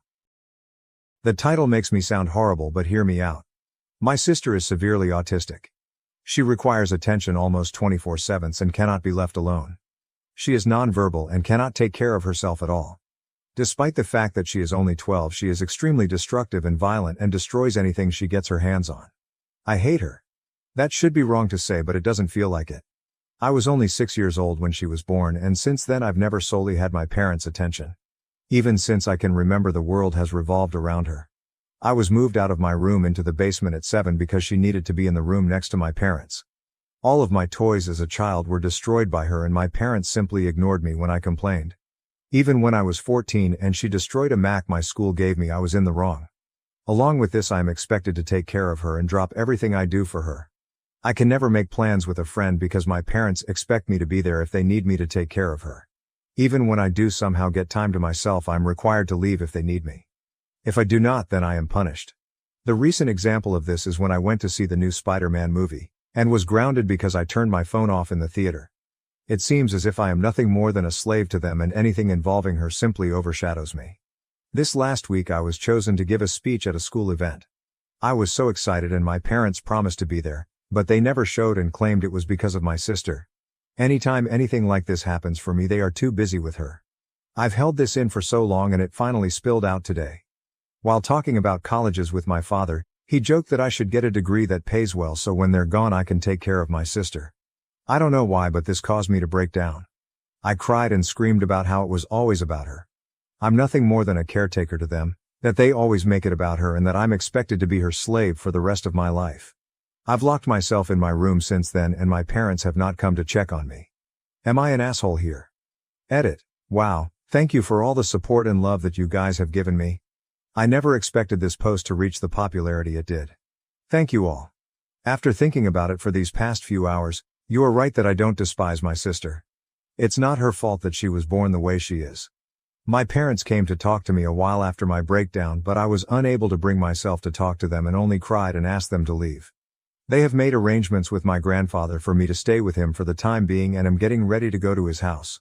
My parents want to talk to me, but we have decided it's best I leave for now to have some space and time to collect myself. We will be sitting down and talking later this week about this issue. Thank you all again for the love and support through this. I'll send an update your guys' way later this week if people are interested. Relevant comments. Comment 1 NTA. These are perfectly legitimate and understandable feelings. You have done nothing to sign up for taking care of another human being. It's not like she's your kid, and that was wrong of your dad to joke about, because it sounds like he probably is really thinking along those lines. Be honest with your parents about how you feel. Make clear that it's insane that you're expected to be a full-time babysitter, grounded for no phone in a theater. That's fucking bullshit. Comment 2, NTA. Kid, I hope you go to college far away from home. Later in life, make sure your parents understand that you won't be taking responsibility, so they better have care and funding in place. Comment 3, if you can, go to college far away. Time away and on your own to be just you will be good for you. Because I think your dad was only half joking. At some point you will want to have a conversation about how they need to plan for the care of your sister in the future. And make it clear that it is not you, especially if you feel the same way as you do now. I'm really sorry your parents didn't handle this better, and I hope that one day your anger moves away from your sister. Comment 4. This is a parent problem, not a sister problem. I am a parent of one autistic child and one neurotypical child. And I will tell you that we would never treat our NT child like his role is to take care of his sister. If she ruins his stuff, we replace it. We have also given him some separate space, with a lock, so that we can prevent her getting into his stuff. Now if he leaves it out, that's another story, but we try our best. Are there ways in which having a sister with a disability still might suck for him? Of course. We're a family, and what impacts one tends to impact us all. But we try to mitigate that, and at least sympathize when we can't. We also make sure that he benefits in whatever ways we can.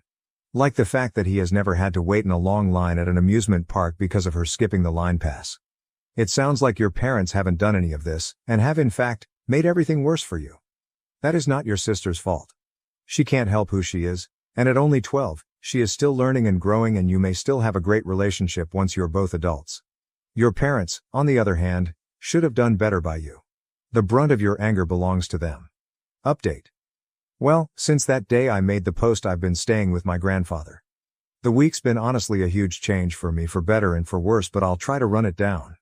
I started by telling my grandpa the story of why I broke down the way I did, and to be honest, he seemed horrified. No one in my family knew my parents were using me as essentially a free care service for my sister. My grandpa told me some things that I don't feel comfortable repeating here, but in essence my sister is supposed to be getting care from a professional and that my parents were ignoring that. Along with this, I was not supposed to be caring for her at all with her mental state, as apparently she is a danger to herself and others. With everything else I told him, along with stuff like the movie Indecent, he was really mad and told me to not contact my parents without him there. He pretty much told me that he would be meeting with my parents beforehand and that he was going to be there when I sat down with them. It didn't end here either. The rest of the week consisted of other family checking in on me and telling me things my parents hid from me. This included the fact that my parents have been taking money from the family to fund a caretaker that doesn't exist. Suffice to say, this week has been rough. But the upside is that even through all this, my extended family has been giving me more love than I've felt in a while. My grandfather spent this last week making up for the time I've lost, encouraging me to spend time with friends and do things I want to do. My aunts and uncles have also been helping me through the week. Well, Saturday night I sat down with my parents to talk. It went badly, to say the least. They came clean to me about everything. They told me things I will not repeat here. But they did not apologize. My parents still claim that I somehow owed my sister my time. My father even saying, "You were put here to be her caretaker." I won't lie and say I was composed. After everything I learned, I confronted them on the fact that my sister needed a caretaker, the money my dad was taking from his sister, and a few other things. They denied it or made excuses. And in the end, we ended off in a worse place than before. Today will be my last time talking to them for a while. After talking with my grandfather and uncle last night, I'm not going back. Later today I'm going there and picking up my stuff and moving in with my grandfather. When I graduate high school, I'm planning on leaving the state to go to school. My aunt has told me that the money she was sending my dad will instead be coming to me from now on. My parents have called me twice since Saturday. Neither of them were to apologize and only ask when I was coming home. I won't be going back to them. Right now I still feel pretty uneasy about everything, but I feel like that will pass. The rest of my family is showing their support to me, and honestly, it feels great. But in the end I lost my parents. Over all of this I've learned something that I wished I saw earlier. I don't hate my sister. In fact, I love her with all my heart. I should never have projected my hate onto her. That was wrong, and someday I hope to make up for it. But for now I need to leave. So here's my update. Thanks again for the support my original post got. I really appreciate everyone who took the time to comment or show me support. Thank you. Edit. Thank you all so much. I wish I could respond to every single one of you, but my lunch only lasts so long. I'll update tonight how the move out went, but until then, thank you all. I want to say that your support has been amazing and your kindness means more to me than anyone could ever imagine. Late edit. Wow, I never imagined my story would reach the popularity it did. I know it's kinda cliche and I've said it 1,000 times, but thank you all.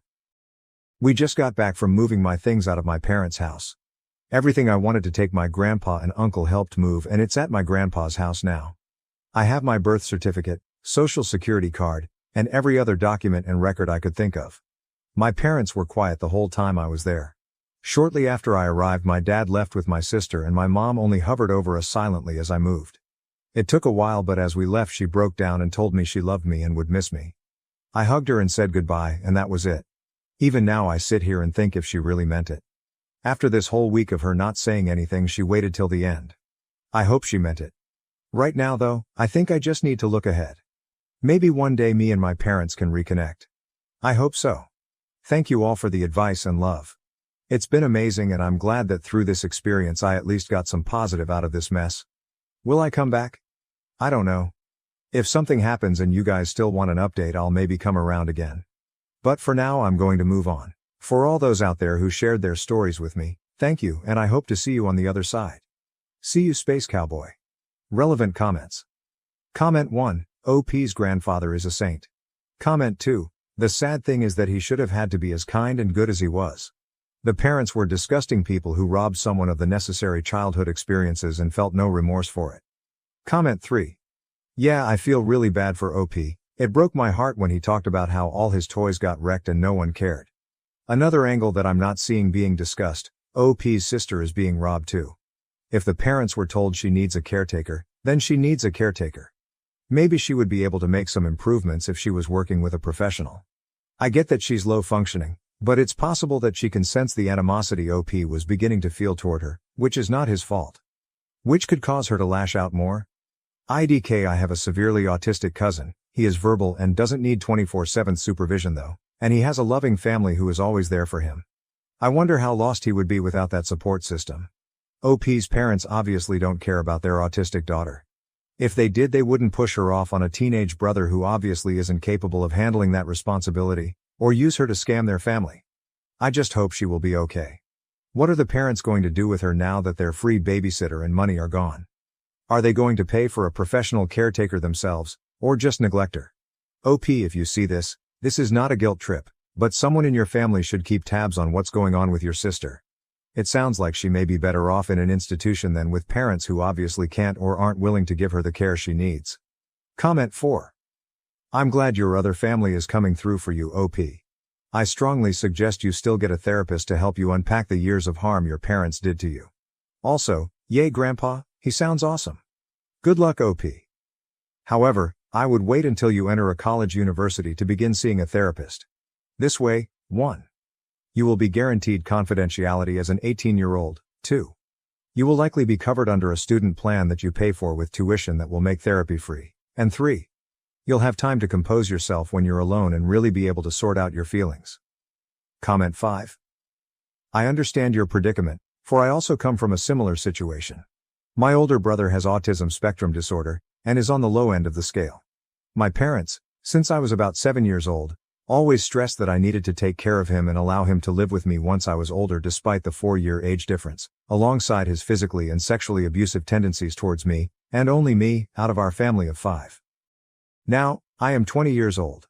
Since I was 18, my parents have expected me to pay for items he desires, read for him, clean for him, pretty much anything you could think of, despite me being a college student with many chronic illnesses that was being abused by him since I was 11.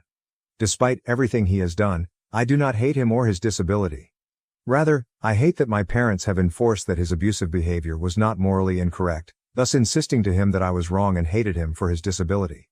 No matter how much I expressed to him that his behavior was wrong and that I did not resent his disability, as I am severely disabled myself, he never listened or corrected his behavior until I began to distance myself from him at all available chances at 19 years old.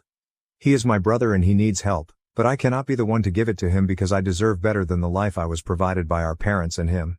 I plan on moving out very soon. I hope things get better for you soon, and that you are able to reconcile with your sister as you desire without parental interference. Good luck, OP. I left because my husband almost killed our newborn son by not paying attention. My young daughter tried to save her brother and got hurt. I'm 25, and have been with my husband, 30, since 2018. We have a 3-year-old girl and a newborn boy. But tonight, things almost took a turn for the worse. My husband has always had trouble paying attention, but I never thought it would come to this. Our neighborhood is weirdly laid out, with cars zooming by at crazy speeds at all hours of the day. I was folding clothes when I heard our toddler screaming, "Dad, help!" That tone made me drop everything and sprint outside.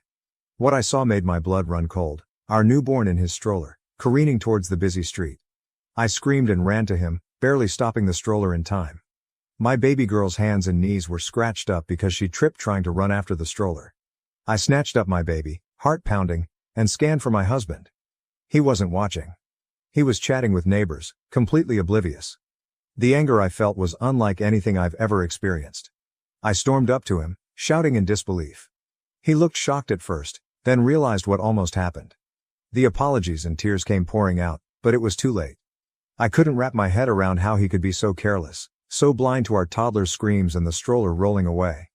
I packed up the kids and left, staying with my parents. They're on my side, but my husband keeps texting, begging forgiveness, calling it an honest mistake. But I can't shake the terror of almost losing my baby because he couldn't focus for a single second. My baby girl got hurt in the process because he couldn't pay attention. I almost lost my son because he couldn't pay attention. I can't stop crying. I feel so guilty. I wish this all never happened. Sorry it's short.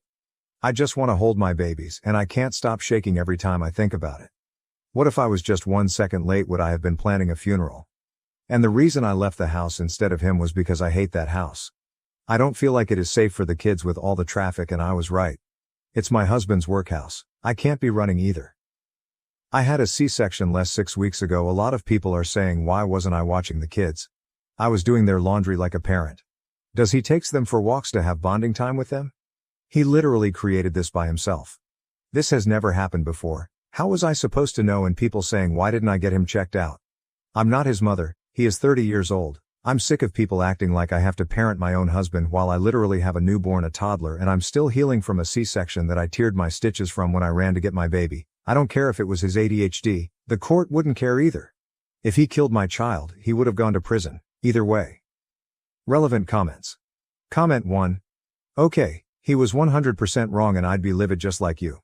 However, I'm a little confused about the situation. Like, why was your baby just in a stroller unattended? Why did the stroller randomly go into the road?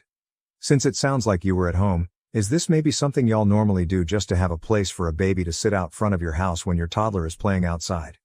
And maybe it was a freak accident. I'm going to be honest, as a mom, most of us have stories of near-death experiences with our kids. We can be naive and stupid and expect a little child to have more awareness, survival skills than they do. When my son was 2, we had a horrible experience with an escalator, and I still have times where I can't sleep because of it.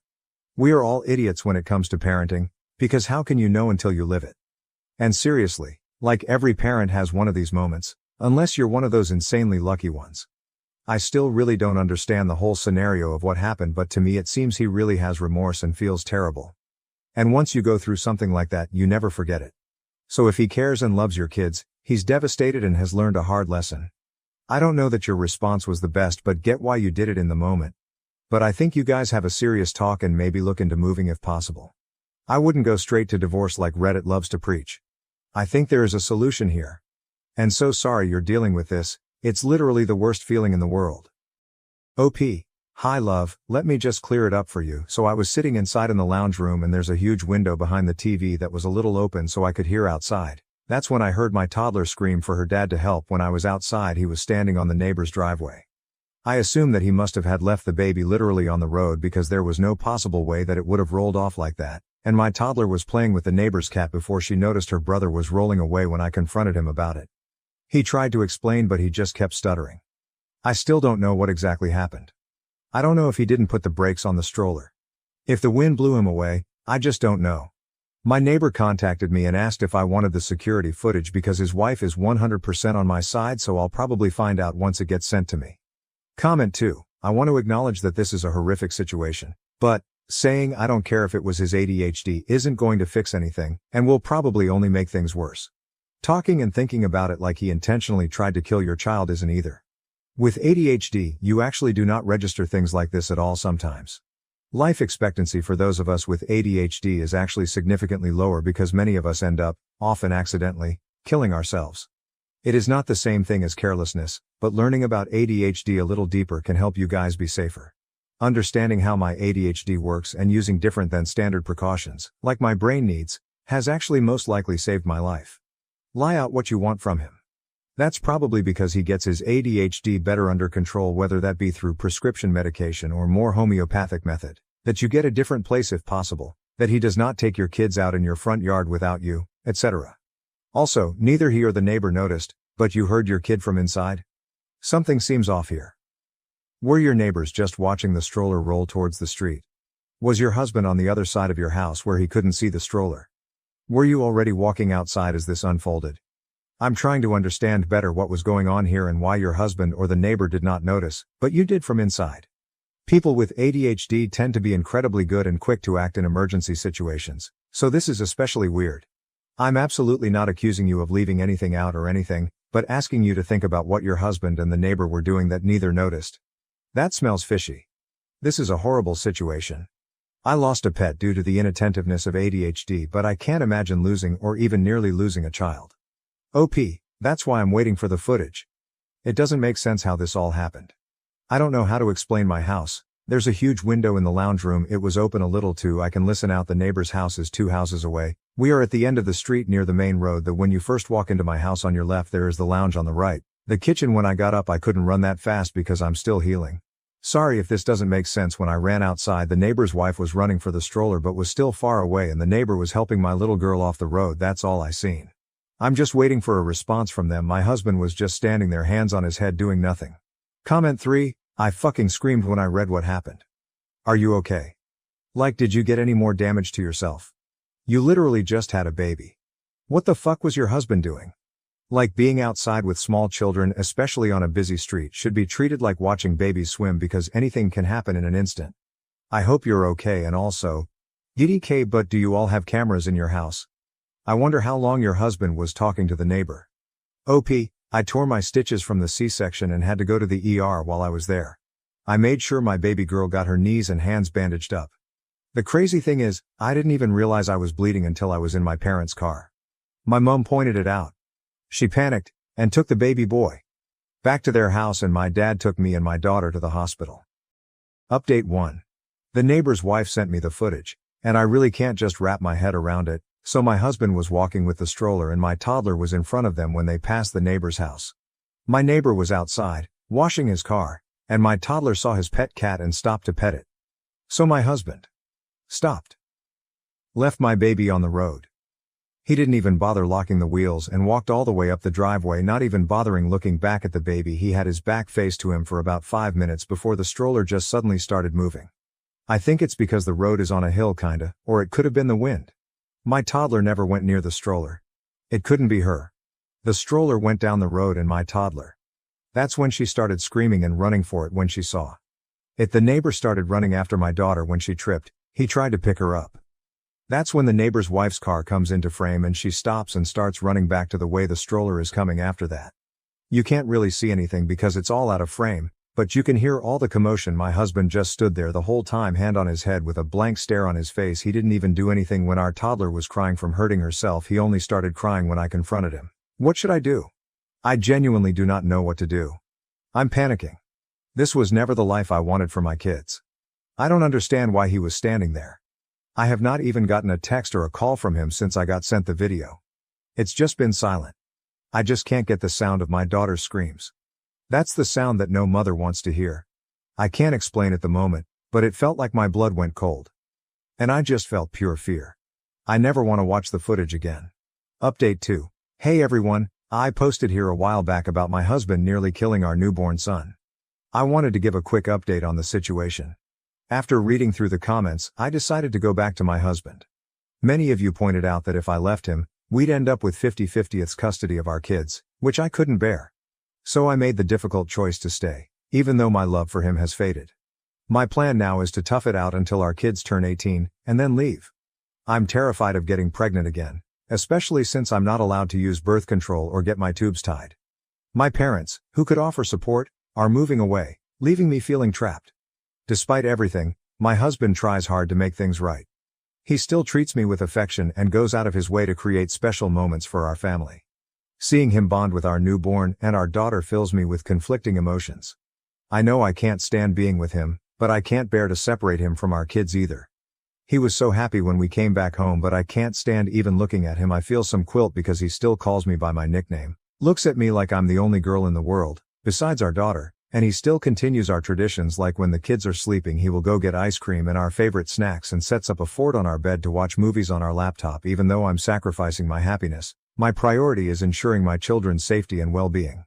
It's a tough situation, but I'm doing my best to navigate it for the sake of my family. This is a throwaway so I'm gonna log out by update 3.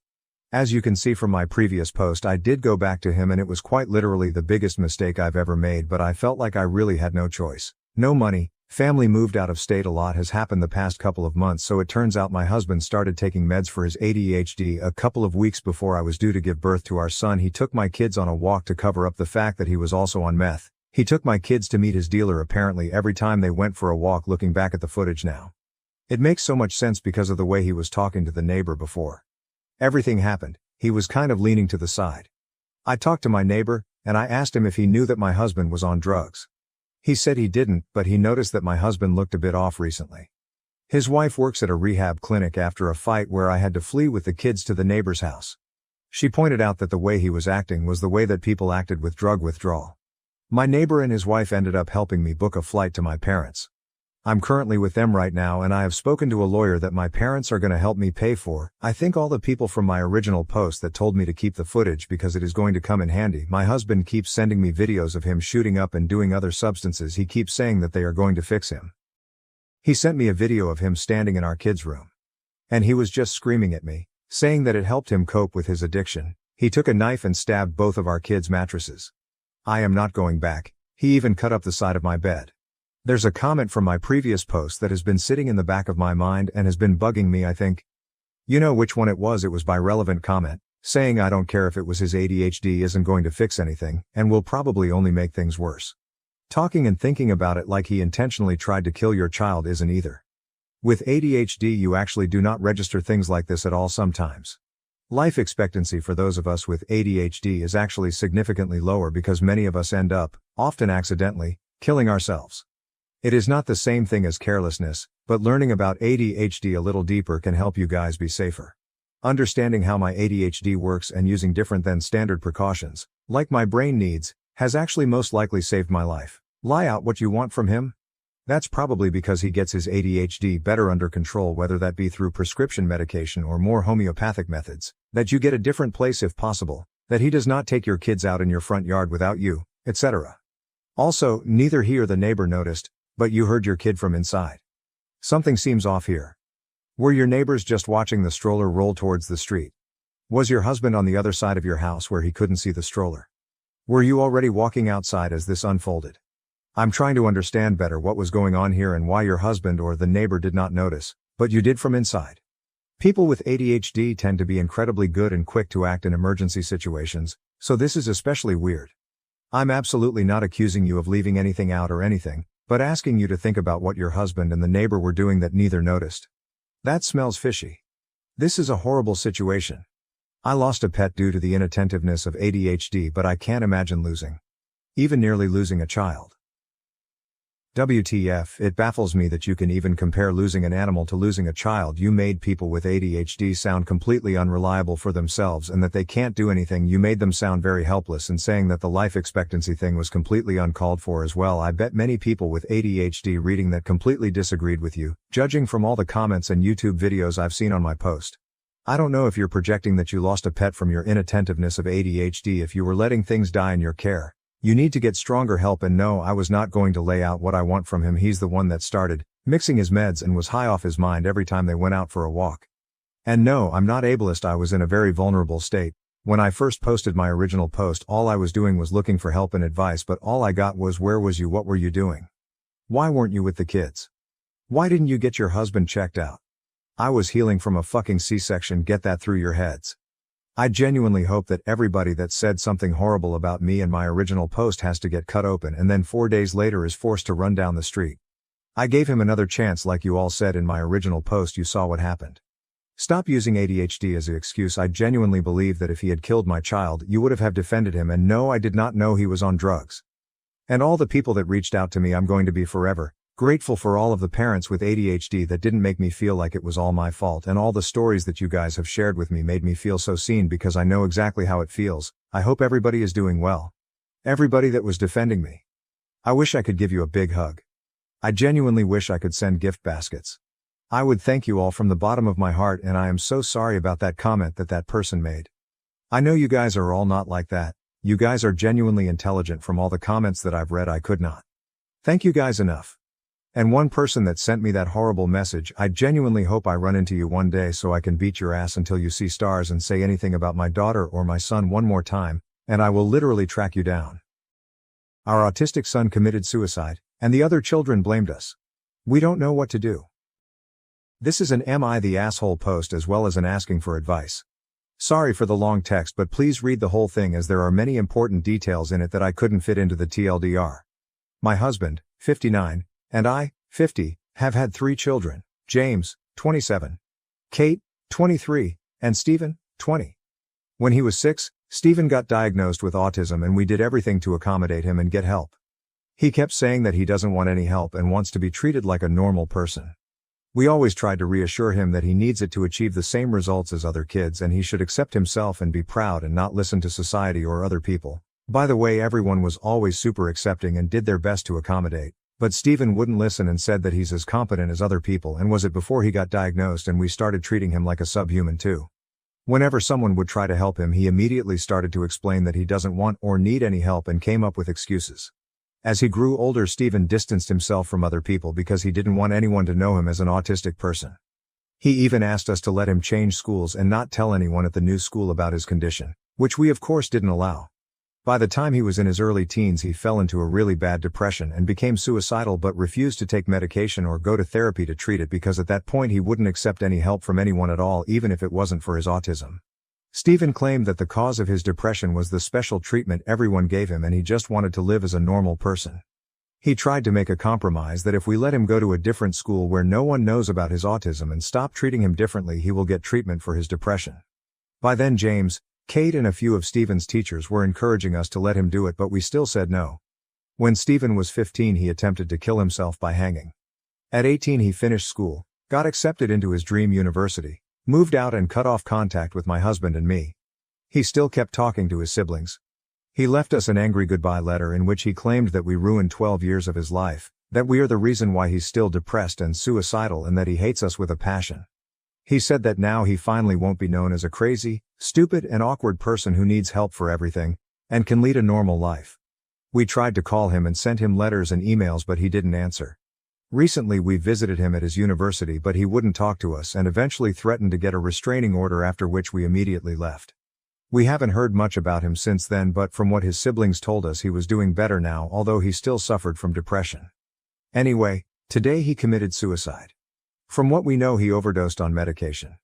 Kate, who told us the sad news, says that we shouldn't have given Stephen any special treatment, or at least stopped when he told us to, and that by treating him differently we basically drove him into suicide.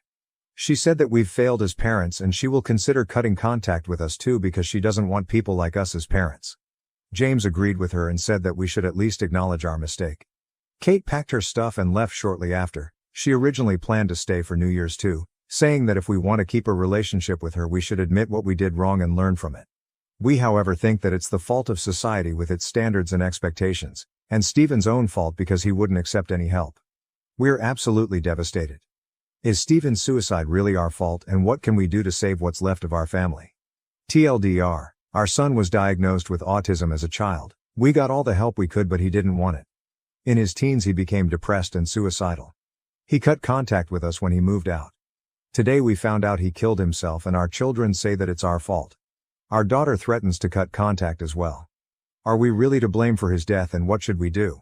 Tomorrow would have been the 21st birthday of our son who took his life almost a year ago. Posted November 28, 2022. Tomorrow would have been the 21st birthday of our son who took his life almost a year ago. My husband and I, 60M and 51F, have had 3 children. Stephen, 20M, Kate, 24F, and James, 27M. At the age of 6, Stephen got diagnosed with autism and we did everything we could to get help and accommodations. Everyone was super accepting and did their best to accommodate, and we always told him to be proud and not care about social norms, but Stephen still refused to accept any help and demanded that we stop treating him like a subhuman. No matter how many times we told our son that he needs help to get on the same level as other children, he wouldn't accept it. As he was approaching his teens, he gradually isolated himself from the world. He had no friends, no hobbies, and avoided spending time with us, although he didn't mind spending it with his siblings. He avoided other kids at school, and as soon as he got home, he would lock himself up in his room, and only went out when absolutely necessary. When he was 10, he also began to refuse to celebrate his birthday because it reminded him that yet another year has gone by and everything is still just as bad. He ended up getting depression and suicidal thoughts and blamed it on the special treatment we gave him. We tried to get Steven therapy and antidepressants, but he refused because at that point he wasn't accepting any help at all, even for things that had nothing to do with his autism. When he was 15, he tried to kill himself by hanging, but luckily, he survived. Steven tried to make a deal that if we let him go to a different school where no one knew that he is autistic, he would accept treatment for his depression, and even a few of his teachers as well as his siblings told us to let him do that. But we didn't allow that because we didn't think that he would get through school without help. Right after graduating school, he was 18 at the time, our son got accepted into his dream university, the University of Oxford, and moved out. We didn't even know that he had applied to university and only found out from the goodbye letter he left. It was a very angry and hateful letter. He said that we ruined 12 years of his life and went on a rant about how much he hates us. He cut off all contact to us, but kept talking to James and Kate, and blocked us everywhere. We tried to contact Steven from other numbers, emails, and sent him letters, but he never answered. According to our other children, he was studying chemistry and biology. He always expressed an interest in those and science in general growing up, and in his last years with us also said that he wanted to get a PhD and become either a pharmacologist or an organic chemist, although we thought that would be too hard for him. And had even made some friends. My husband and I visited him at university at the beginning of last November, but he wouldn't talk to us and even said that he will get a restraining order against us if we don't leave him alone. About a month after that, he attempted suicide again, this time by overdosing on medication, and unfortunately, he succeeded. Kate blamed us for his death, saying that he repeatedly told us how much he didn't want to be treated differently, but we never listened. She has since also cut off contact because she couldn't and didn't want to forgive us for killing her brother. Our other son has also been visiting and talking to us much less since then. In just a couple of months, we have lost pretty much all of our children. We tried to distract ourselves, but with Steven's birthday coming up, we can only think of him and our other children, even if they have abandoned us and he didn't like to celebrate his birthday. How do we get our daughter to talk to us again? Posted December 12, 2022. We miss him so much. Our 60M and 51F daughter Kate, 24F, completely stopped talking to us about 10 months ago. She did it because according to her, we are to blame for her younger brother's 21M suicide, which happened about 1.5 months prior to Kate cutting off contact to us. However, at the time of his suicide he has already also been no contact with us for over a year. He left for university, stopped talking to us and blocked us everywhere immediately after graduation, and we didn't even know he had applied for university. With the exception of one time when we visited him at university, and even then he didn't talk to us. Kate's other brother, 27M, still regularly talks to her, and we've tried to get him to get her to talk to us again, but he refuses because he thinks that Kate doesn't have to talk to us if she doesn't want to, and he also believes that our youngest killed himself because of us, even though it doesn't make any sense. She doesn't talk to any of her other relatives. We've reached out to her on social media but she didn't answer, and although we knew where she lived until recently, we visited but she was never home. According to her brother, she has moved to NYC this September because she enrolled into a PhD program at some university there. So we don't even know where she lives now. What can we do to get Kate to talk to us again? My husband's drinking problem is getting out of control. What can I do? Posted December 18, 2022. My 51F husband, 60M, has had a drinking problem for somewhat over 2 years now. He usually drinks vodka and occasionally wine and has 5 shots of vodka on weekdays and sometimes up to a whole bottle on weekends. When he drinks wine, it's even more, and he will even have an entire bottle during the week. When he's drunk, he is extremely angry, and although he doesn't get physically aggressive, he screams and yells a lot, and I basically don't get any real time with him, with the exception of the occasional few hours on a weekend, because he gets drunk as soon as he gets home on workdays and often starts drinking by around noon on weekends as well. His drinking problem comes in waves. With my help, he has managed to get it under control multiple times, and although he would still drink almost every day, it was usually nowhere near enough to get him drunk, but it always gets worse again. He only began intensively drinking about 2 years ago when our youngest applied to university without us knowing and then cut us off when he went off to said university. My husband felt very angry and betrayed, and he still is, and that's when he resorted to alcohol. Before that, He would only drink on special occasions like holidays, parties and date nights, and even then he almost never had enough to get drunk. I feel like I've lost him since his drinking problem began, at least during the waves when it's really bad, because he's drunk most of the time and then all he does is just scream around. What can we do to end his drinking problem?